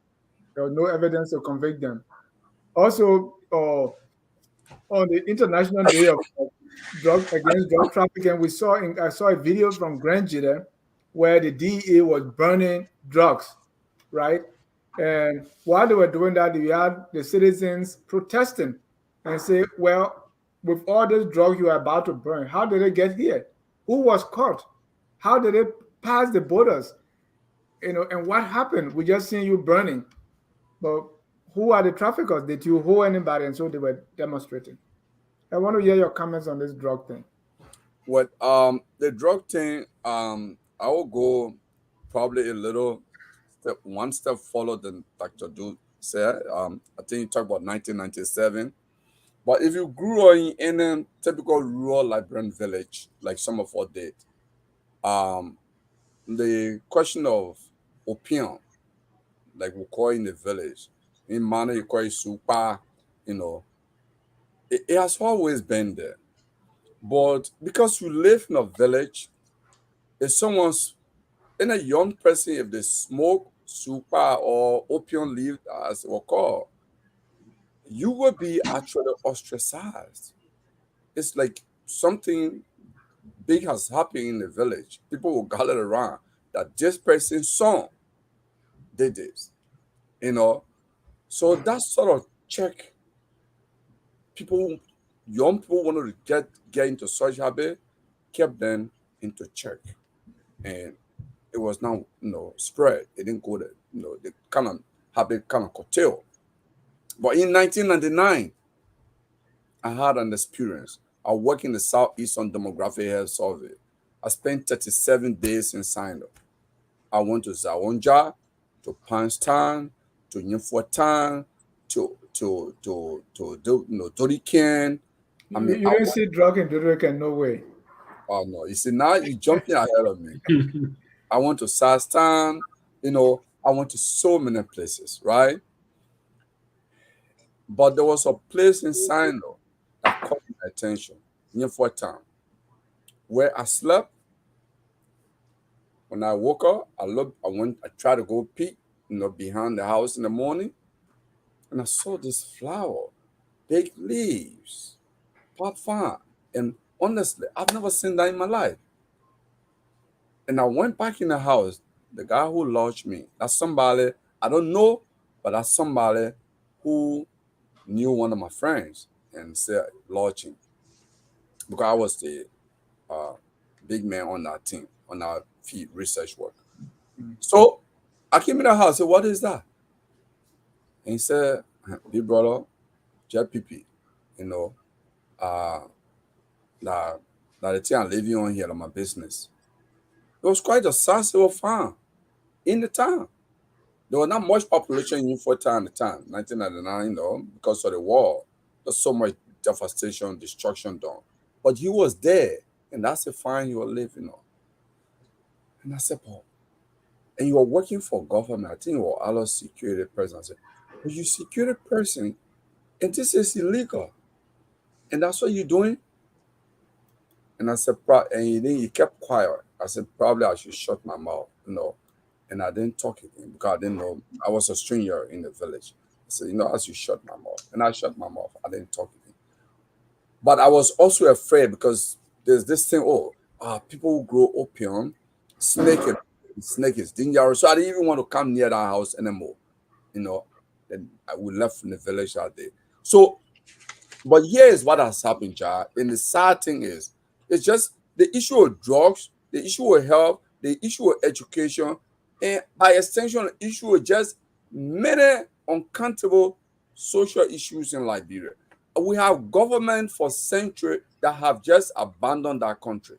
Liberia has actually been on autopilot for years. Look, honored Madam Cllr, the UP government, there was so much international goodwill. If we even wanted to have a mental health program, we could have it.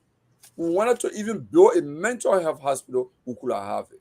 Because as a post-war nation, that was one of the things that Liberia has put on the table, that for the stability of this country, mental health rehabilitation could be one.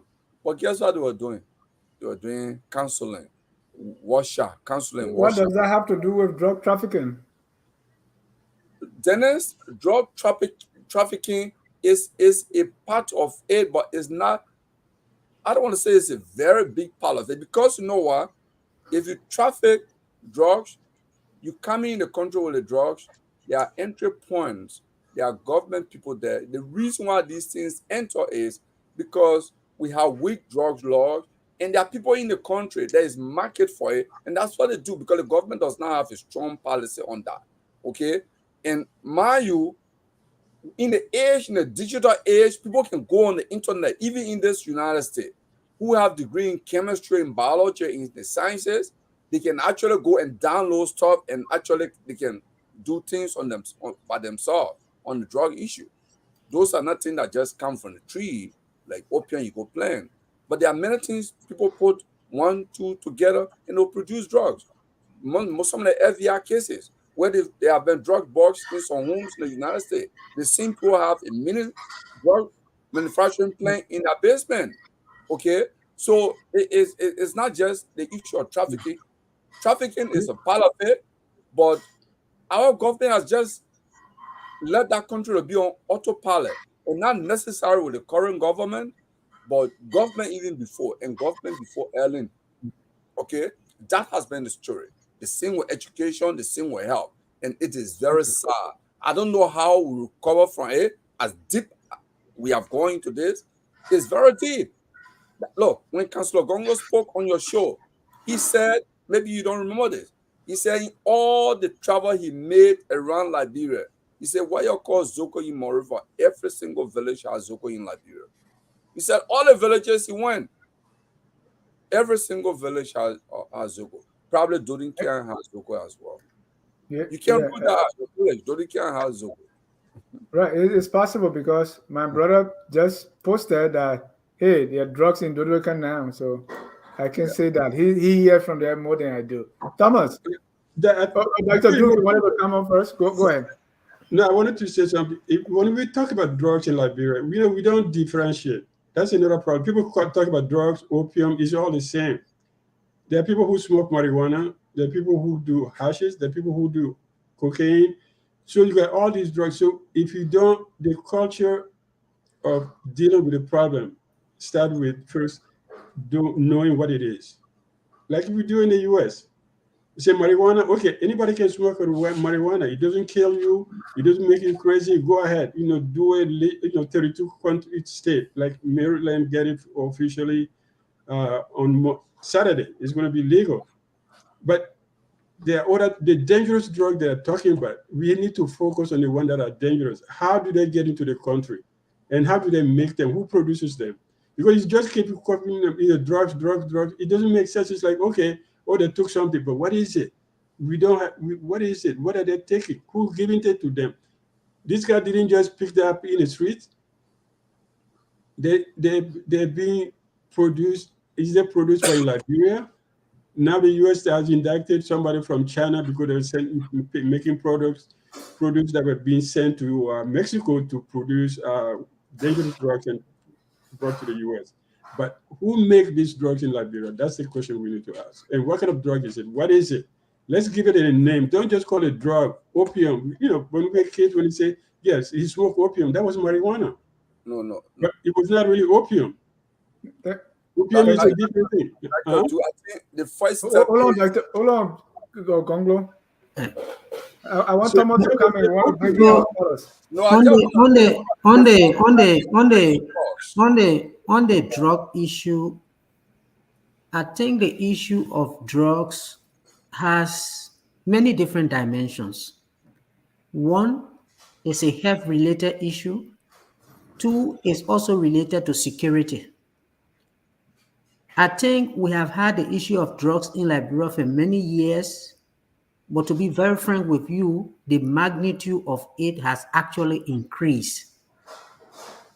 And the issue of the number of persons that have become Zogos has also escalated. Like one of the panelists said, whether you go to Bikano, you go to Ganta, as far as Plibo, there are Zogos all over. For the fact that it is not even a national policy priority for us to investigate, like someone already said, we just hear Kush. Kush, what is the content of it? What is it made out of? Where is it coming from? Whether it's the legislature, the executive branch of government, nobody has commissioned any assessment to see where this is coming from and how do we stop this drug from coming into the country. And we have a lot of things to do around the issue of drugs. First, to be able to stop people from entering that cycle of trying it even for the first time. Those who have entered, how do we rehabilitate them? I think in the current national budget, they have $1 million under the Ministry of Youth and Sport for Zogos. It's the very first time I think the Liberian government has budgeted specifically for them. But even when the Minister of Finance appear on or at EIBS, where they say, okay, the program is about to start. Sometimes when you talk about it in previous government, they say, okay, UNDP has a project on it. How do we take, when you look at these young people falling off the street, that is the Liberian economy. These are the people that are supposed to be working. These are the people that are supposed to be in school to contribute to growth tomorrow. Today, Africa is so, excited about having the the most youthful population in the world. These are the people that we are talking about. But if we lose all of them to drug, and the only thing we do is when they are falling apart, we take these videos and put them on Facebook, then what is the future of this country? So I don't think we are taking it serious at all. Even the issue of mental health. When you look at the national budget, I think the last time they had around 5,000. Senator Dillon had to be advocating for them to increase it to 25,000. When we have lawmakers and every lawmakers taking $60 million. So we're not even focusing on what the priority is. It has become so much of a security problem when you are in Monrovia. The whole street is upside down. The Zogos are everywhere. Every time you are moving, you have to be like a CCTV by yourself, just watching all around. So this is a real serious problem. If we can address it, it's going to be a major problem for Liberia in the next couple of years.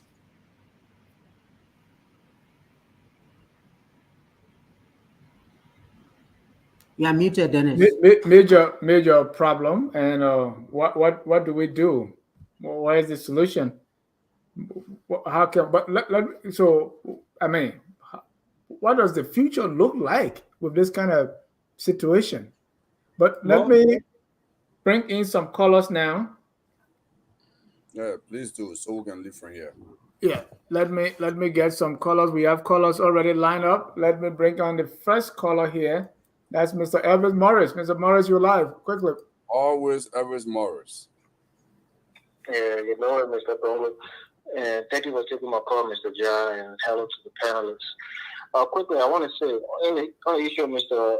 Councilor Gongo, I'm disappointed in him, mostly because I think, but I can't be too disappointed because I think, like Mr. Gongo said, there was a couple of people that maybe turned him down for whatever reason, and maybe he was constrained to pick somebody who is a quote-unquote political neophyte. And I don't think it helps, his cause in gaining some more popularity. So I'll leave that there. Just to come to the issue of drugs, I hate when people try to belabor this point as if the problem with drug use in Liberia is unique to our country. Even in more developed countries, there's drug problems. Just look at the Philippines, which is not a first world country, but they had such a problem with drugs in their country that Duterte even resorted to killing his citizens for drug use. You come to this very country with all the resources. Nobody can say that, because there's no economic opportunities in America, that's why people turn to drugs. Not true. People turn to drugs for a lot of reasons. You as a father and other people on the platform who are fathers, they know that they have to watch their kids closely. They have to give them good advice, give them good guidance so that they don't, follow behind bad friends that will lead them into drug use. So there's some personal responsibilities that people have to take, whether it's the families or the individuals themselves, for not being, becoming drug addicts. It happens in this country. It happens in more developed countries, and it happens in Liberia. It's not unique to our country. Yes, it's not a good thing, but it's not because George Weah came into Liberia and became president. That's when people decided to start using more drugs because he's just a bad president. It's not the case. It happens in this country. Where you heard that one, Evans? No, it's the narrative that people will say, well, and he used to be this bad doing any type of honorary government. No, but do you believe that the issue? hardship Do you believe the worse. issue has exacerbated or is still the same? I mean, how can we quantify it? So you How don't can we believe? say No, it just was tell me this? if you believe that or not. I mean, that's my next point I was getting to. Suddenly, the economic hardship in the country is worse. You know, you can say it's worse than it was during Allentown. And maybe some people will try to attribute that to the increase in drug use.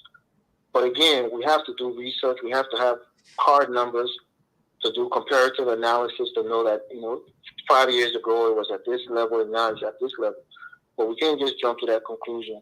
And then lastly, before I get up, I want to talk about the Cllr thing. I hear people, no offense to Mr. Connor and Dr. Duke, who is waxing poetic about Mata Bio. But they failed to mention that Mata Bio suspended campaigning in this country. That is undemocratic. He suspended it. What was his reason? Because there were some scrimmages and some, bouts of violence here and there. He suspended it. If George Weah did similar thing because there were some, scrimmages and scuffles here and there because, he would say it's for national security purposes, people would start calling him a dictator the next day. So when you're talking about, integrity in a person who is for democracy, look at Mata Bio's finance minister. He's been implicated in corruption in his very own government. You look at somebody like, you look at the economy in Sierra Leone, people talking about how Sierra Leone is way better than Liberia. It's not. Even on the HDM, the Human Development Index, Liberia ranks higher than Sierra Leone. We're over 3 million people more in Sierra Leone than we have in Liberia. So when people try to make it seem like Sierra Leone is heaven compared to Liberia, it's not the case. We're very similar in terms of economic and social development. So please don't make it seem like Mata Bio is this great person and George Weah is a nobody. Our country is not as worse as Sierra Leone economically. You can talk about all the other things that you perceive Mata Bio to have done, but the reality is George Weah gave people freedom of speech in Sierra Leone. The APC cry. One of the complaints is that they don't have freedom of speech. They're going after the government is going after their political opponents, which is something that President Weah isn't doing. Thank you. I think in that case, President Weah is more democratic in that regards than Mata Bio. But I will leave it there. Thank you for taking my call. But that was not the point, though. We're talking about, so who does the Mata Bio victory favor? Weah or opposition? Oh, obviously it favors President Weah because thank you. If people are saying that the economic problem was not so bad that he still won, George Weah's biggest weakness is the economy, and I think he can overcome that in these elections. Thank you. Thank you. Let me bring in the last caller here. That's Flomo Livingston. Yeah, thank you. Great show. I have a few things.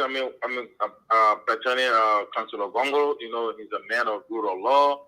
But according to the next law here, the amendment on chapter 5, 8 and B, Councilor Gongo, the man of law, he shouldn't be running on the LPP ticket because in 2017, that party did not accumulate 2%. And the next law clearly said you have to accumulate 2%. If not, you can run for two elections on the same position. So why is him, Mr. Gongo, Councilor Gongo, who believes in the law, will be breaking the law? Is it because it's against him? No, Again, another thing I have to do is there's many qualified female because Gongo himself said his running mate will be a female. So you can't just go, after 2 female, then they say no, then you stop and go for a male. There's a lot of qualified female in Liberia you could choose. When it comes to the drugs problem is, I don't know. The other country just said, look, not because it happened in other countries, that means you allow it to happen in your country. Do something about it. All right? You can't be a father in the home or you see a next neighbor children are doing something bad. You say, oh, and the other neighbors the children are doing it, so that my children do it. No, we shouldn't be thinking like that. As a leader, as a country, you want better for your country and your citizens. Not because there's drugs in other countries, that means you should allow it to be happening in your country. We should stop that. When it comes to Mata Bio and President Weah, the comparison, both of them are president for the various countries. But Mata Bio has traveled around the world. He has speak to universities in America here. He accumulated like about $400 million. He met Bill Gates and other world leaders who, I mean, are helping with, with grant. But President, we haven't done that.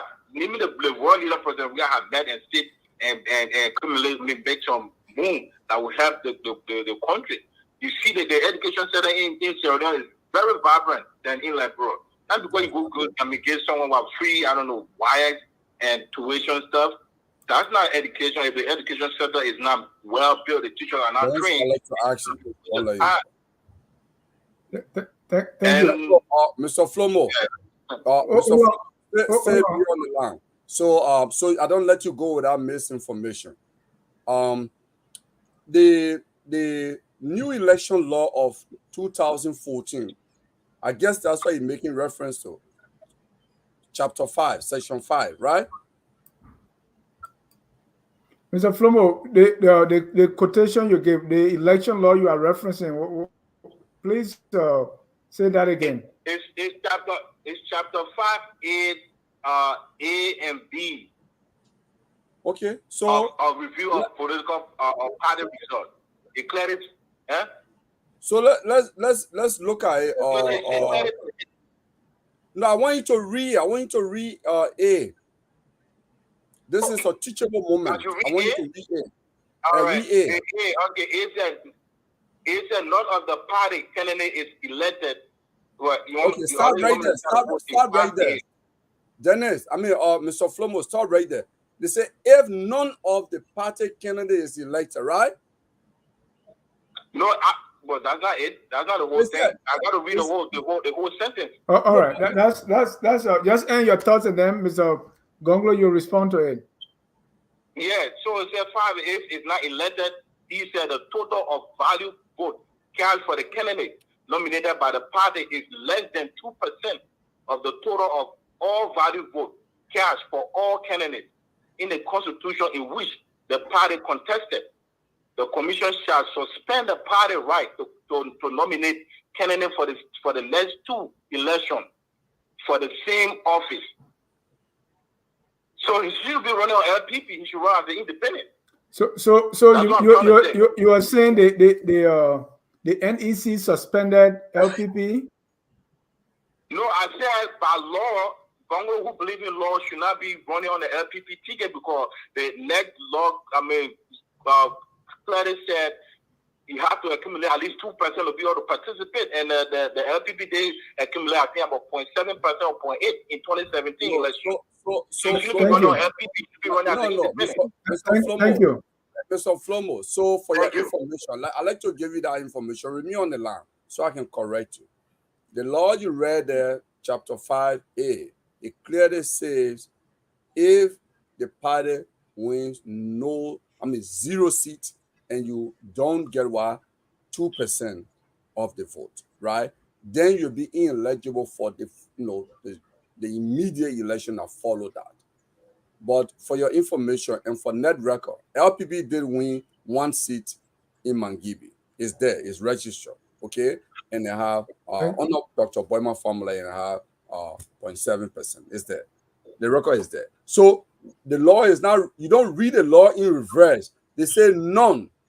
So that none does not apply to LPP. It applies to a party that did not win 1 seat. And the 2% will apply to a party that didn't win 1 seat. Okay? Thank you. We are legal scholars. All right. Let's our laws are adversarial. You can't even though it's in the law, Mr. Flomo, if you guys in the UP can go file that complaint, then they will hear it. That UP guy? Yeah, he's a UP guy. He's a black guy, man. Okay, can we go back to? All right. Any other comment to our callers, and then we go to our Tabata session. Hold on, Mr. Gonglo. Talk about Gonglo on his comment. I would have been surprised. Yeah, it's the same way you talk about Buckeye. So 50-50 equal. So yeah, go ahead, Mr. Cannon. Your comments to our viewers or to our callers. Yeah, I think the question was to whether the winning for BO to win election will have an impact on the elections in Liberia, and that's where we were coming from. Elvis says that okay, BO suspended campaign, and we did not mention that. But even if BO suspended campaign, he said there was a skirmish. Who does that benefit? If you suspend campaign, everybody gets suspended. My point is that BO got re-elected based on what he had done over the past 5 years. So to just cherry pick an issue and say, oh, he suspended election and therefore a suspended campaign maybe for a day or so, and therefore he's not democratic. That doesn't erase. If there's a skirmish and the president takes an action, it does not diminish. And he also said that Liberia has a better HDR than Sierra Leone. It's not true. In 2021, Liberia and Sierra Leone, our HDR was almost equal, 0.48, 0.48. So I don't know where he's coming from that we have a better HDI than Sierra Leone. Even in terms of economic performance, Sierra Leone growth has always been better than us. Even when Ebola came, they were growing faster than us. They recover faster than us. And if you go back to Liberia, now people don't have money to go to Ghana. Many Liberians are going to Freetown. They go there and take picture and put it on Facebook. Oh, but Freetown not bow. Freetown not bow. When are the Sierra Leoneans going to come to Liberia and take picture and say, but Morovia not bow? Thank you. My response and this thing that go, hey, this is not unique to Liberia. I don't know why we can always. That's also very vexing. It's very disappointing. Yeah. So because it's happening in Colombia, they have drug issue. It's happening in Philippines. We shouldn't bother about it in Liberia. It's a drug issue is in America, but America is paying attention to theirs. We are not paying attention to ours. And everything they politicize it and say, okay, it's not only George Weah government, but why is George Weah not doing anything towards it? We elected him to govern this country. I'm looking forward to a time when we say, oh, sending people to the moon is not unique to America. I think, Dennis, the over-politicization will already politicize everything in Liberia, and for the wrong reason. We say, like Aristotle said, politics, he defined politics as a rule by noble men, not just anybody. It should be ruled by noble men. Before I forget my point, all right. I want to respond to that first caller who said George Weah gave Liberian the freedom of speech. 200,000 people died in Liberia to get that freedom of speech. 20 years of fighting. So George Weah cannot be a dictator. It's not by choice.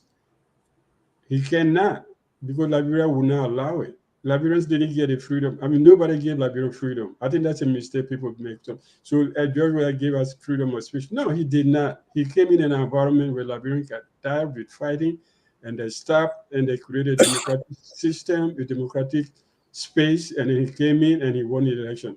But he did not give he did not give Liberians the freedom of speech. That's something that Liberians won with the blood and tears of fighting for tens of years.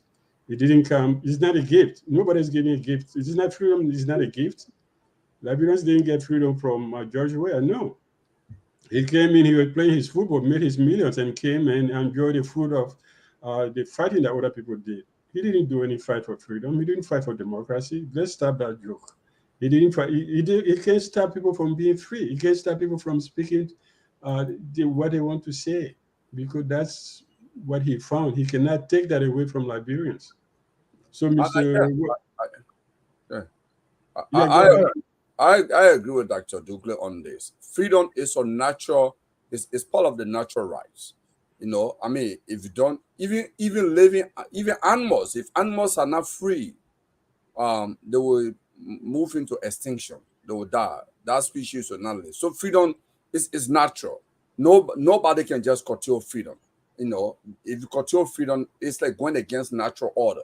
So that's why in other countries we have the OHIVA. I think what you can credit George Weah for, that is not in dispute, is the Table Mountain Declaration.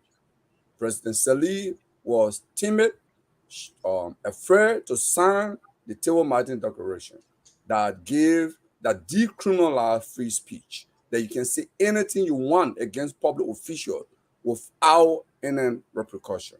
She refused to do that. She was afraid to do it for whatever reason. First time in office, George Weah made sure he signed that. I give him that credit. Today, How does that help us now? Where the way I mean, this is a foregone conclusion. I mean, Gonglo, you can take him back to Ellen and say Ellen didn't do it. I don't want to go back to defend our government. They have people to do that. But everybody said anything. I don't think Ellen ever arrested for 12 years. How many people went to jail for their public opinion? No, many. Costa went to jail. Molwa Molu went to jail. Jefferson Koji went to jail. A lot of the sedition went to jail. You know, I mean, obviously, not that I agree with some of the opinions we're expressing. I remember this guy who appears on the show sometimes, Ambola Miami. In fact, this is how Ambola Miami became a fan of Councillor Gongo. He's a sedition. Originally, authentically, he's a sedition. But when they were arrested for the demonstration against Kofi Annan, calling for the war crime code when Kofi Annan visited Liberia, he and Moluba Molu, this guy behind President Weird, that Manigo God now, what is his name? Sekou Damate, Sekou Kalasco, all of them were arrested, right? And they were in police cell. According to Amole Miame, Councillor Gongo, the Solicitor General, then police called him and he went to the police. He said, this case have committed no wrong against the Constitution. What they did is a right guarantee on the Constitution. Your freedom. Government has no case. Amole Miame said, at that moment, for a government lawyer to say to opposition activists that you committed no wrong, get out. And they were set free. Although you want to give credit to Gongo, I would say, okay, he was working in a governmental environment that allowed him to do that. Yeah, no, so yes. Yeah, he couldn't be any. I agree, but okay, also put in the context that he did it because he was in a government that allows that to happen. Yeah, but not every government will allow the solicitor to go and say something like that. So we should put credit. I want us to move forward, right? That's why I was asking how it helped us. It's almost the same way of giving free education when the education doesn't worth anything. So let's be careful how we give people, their kudos. Well, it may be good, but if it is just for the name of it, how good is that? So let me come in on that. That's a very important question, because the issue of decriminalizing labor and other things, these are tools that in the governance space you use to be able to fight things like corruption, public accountability, ethics, because the media brings it out. What people used to do in the past is that every time there's a critical case against them, they go and sue the journalist and say, you lie on me. So you decriminalize that to be able to improve issues like corruption. Even before the Table Mountain law, we had this freedom of information law that we passed, I think around 2009, where you can go to a government agency and use the freedom of information law to be able to force them to provide information to you. Is that happening today? No, it's not happening. So to just sign a law and the real intent of the law is not followed through, all of the critical issues that have been raised, whether by civil society or not, the government is just not responsive. They don't have time. So they pass the law, you go and say anything you want to say. We don't have time for you.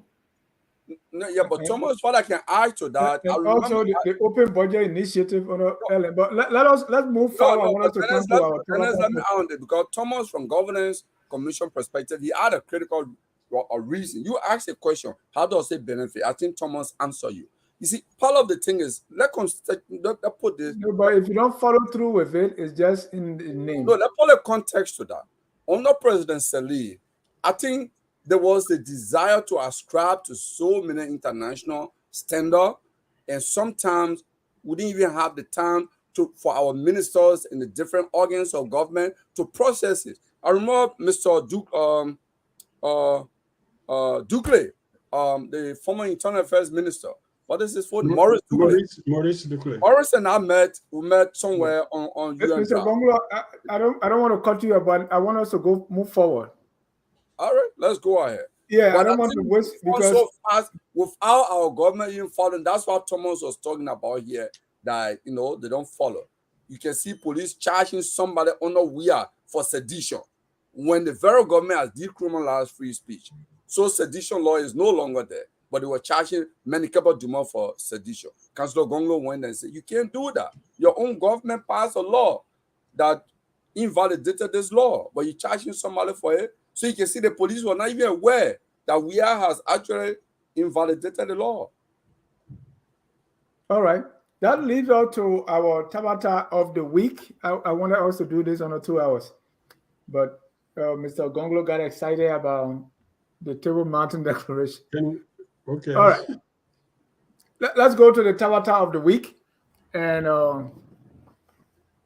Gonglo, what's your Tabata of the week? Well, my Tabata of the week is the leading opposition. I mean, I don't say. My Tabata of the week is, according to information, opposition lawmakers got together, they met somewhere in Monrovia and said, $64 million. This government has reached its end almost. There will be a new government. In fact, we will take over. Y'all should not vote for it. And they give marching order to their own elected official on a party ticket to go there not to vote. Today, Daniel Nathan, the chairman of ANC, voted. Omni Wise of Unity Party voted. Dr. Henry Toba of Unity Party voted. So the right to borrow was granted. Now, for me, it's important for some leaders to see that where they do not have the power they think they have over their constituent in the legislature, I don't know how long it will take them to understand they do not have that power. The sooner they do that, the better they will realize that maybe if they are measuring the drapes for the executive margin, they may probably put a pause to it.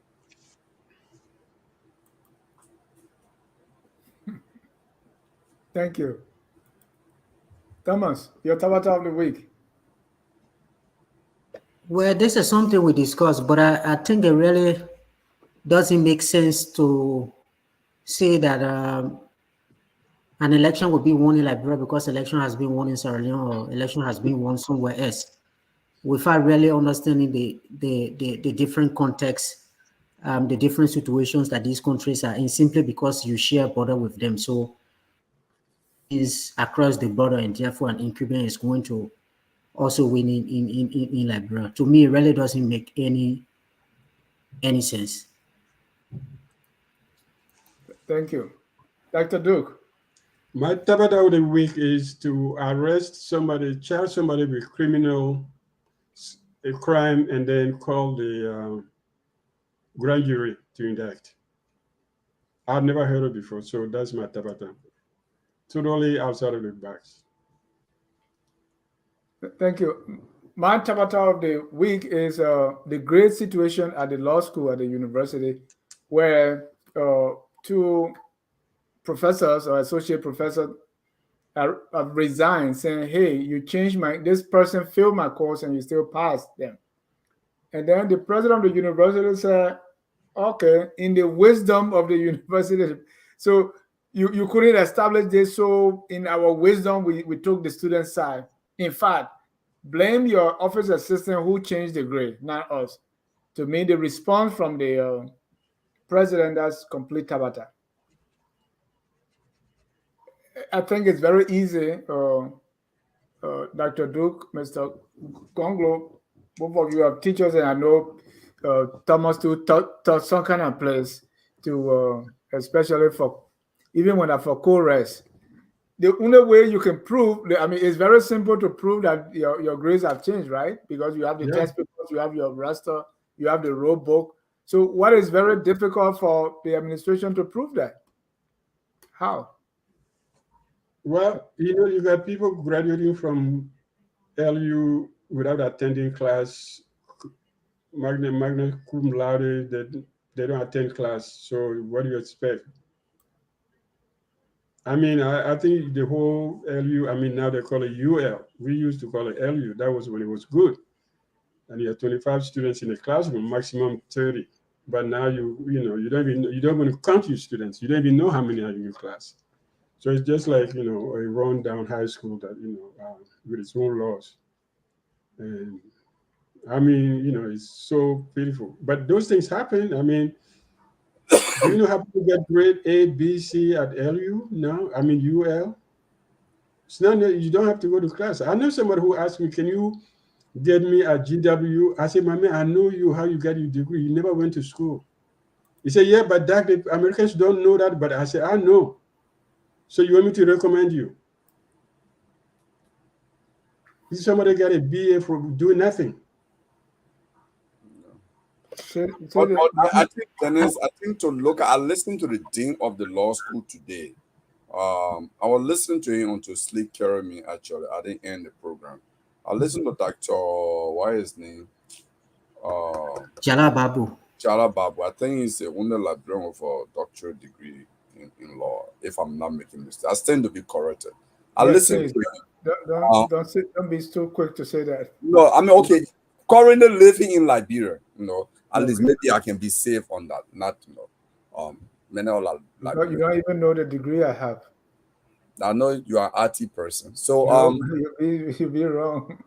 So I think what he was saying, the law school is such that teachers can co-teach a course. I don't know how they do it, because this woman, the particular Mrs. Bala, or that girl, I taught her for 2 semesters instead of marriage. She's a smart girl. I taught her statistics.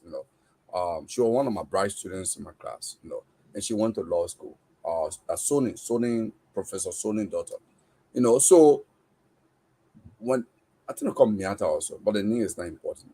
So when I listened to him, what he was arguing was that both of them co-taught the course, and the argument she made was plagiarism, that the student plagiarized. Now, and of course, the test they gave, the exam, is an open book exam she gave that they should use that book. So that means either they put something in quotation or whatever, make a correct citation or whatever. He drained it. But according to the dean, she wrote good, very good, great on many of the papers. Then when it came to grading, she put P and she put some letter, but just letter. So he had conversation with her. He said, well, both of us taught this course. So both of us should actually be on the grading issue, even that led you to a greater participation and control.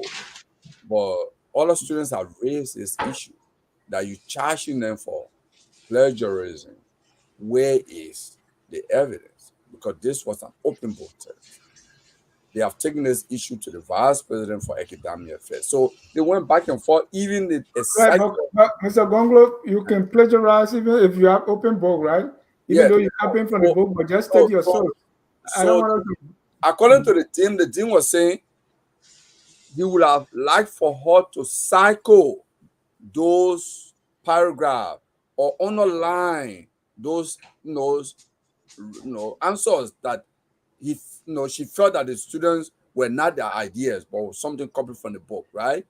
You didn't do that, but on top of the thing you put P and you said the P represented you plagiarized. That's why she said the P meant, but she didn't even give the meaning of the P. So she didn't submit any grade.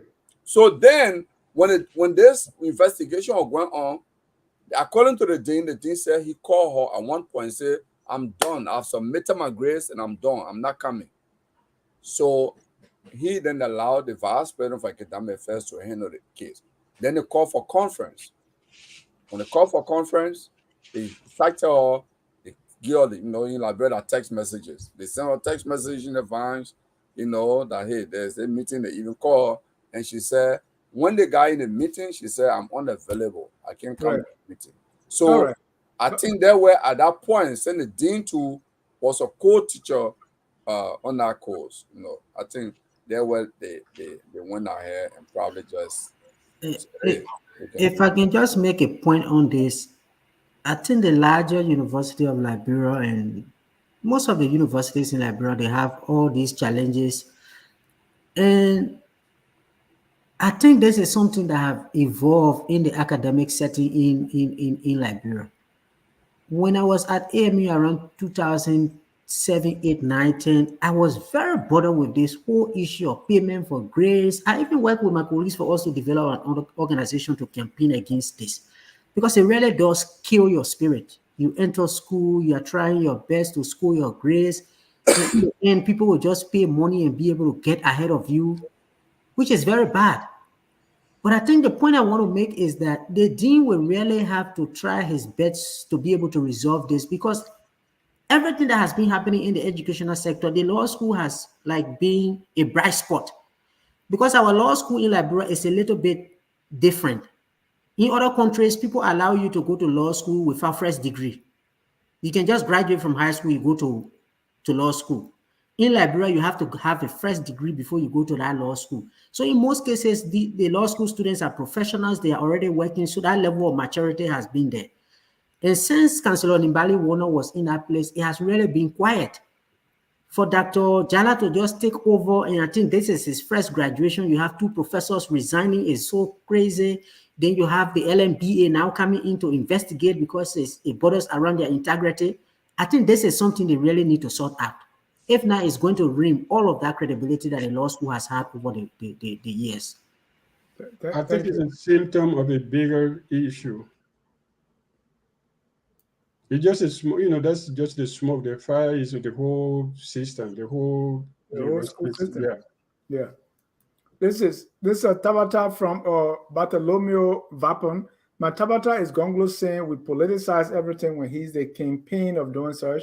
He finds a way to link everything to the UP or GNB, even when the topic has nothing to do with the old man or UP. To him, that's Tabata.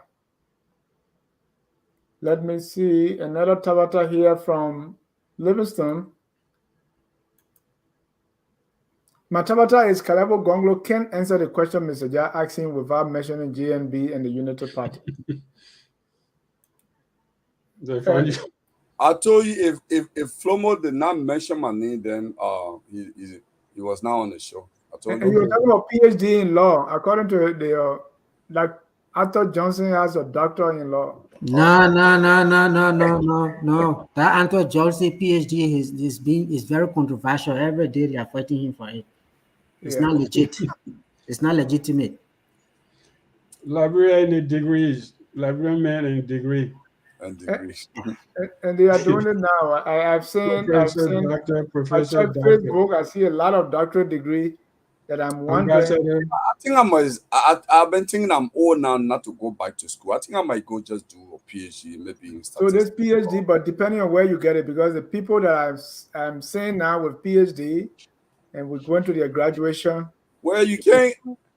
I mean, people can offer PhD in criminal justice, but not in a school offer PhD in statistics, in epidemiology, in demography. I'd be surprised because this university that a lot of people are getting PhD from, I have seen all kinds of PhD from there. So, but thank you, gentlemen, for not in quantitative area, man. Come on. I wouldn't be surprised if they give it. Oh, Dr. Conte has a PhD in demography. So they do have PhD. No, Dr. Conte actually has PhD in regional science, not demography. He's my former professor. Okay. All right. He got a PhD. On this note, Mr. Gonglo, let's leave the PhD who asked it, but let's end the show. Thank you very much for tonight. Keep following us. Friday at 6 o'clock, we have the Literary Hour with Jackie Sayer and Dr. Professor K. Moses Nawe. That's Friday night debate is coming. Friday night debate is on, and all the political issues will be debated tomorrow, Friday at 8 p.m. Miami will be. And on Sunday, we're going to have the indictment, the Cllr Musu Scott indictment. We have lawyers and criminal justice people coming here and law enforcement officers to talk about that indictment. Every Tuesday, we have Abitalo's Healthy Living. Every Saturday, we have the Liberia History Channel. So you don't want to miss this. Always focus on Liberia, where we educate, we elevate, and promote all things Liberia. Until then, we want to thank you all for coming. We want to thank our viewers, those who watched today and even those who will watch later. We now end and close the broadcast with our song that says, "We are all Liberians." Have a good night and God bless you. We are Liberians. Liberia is our home. Liberian people.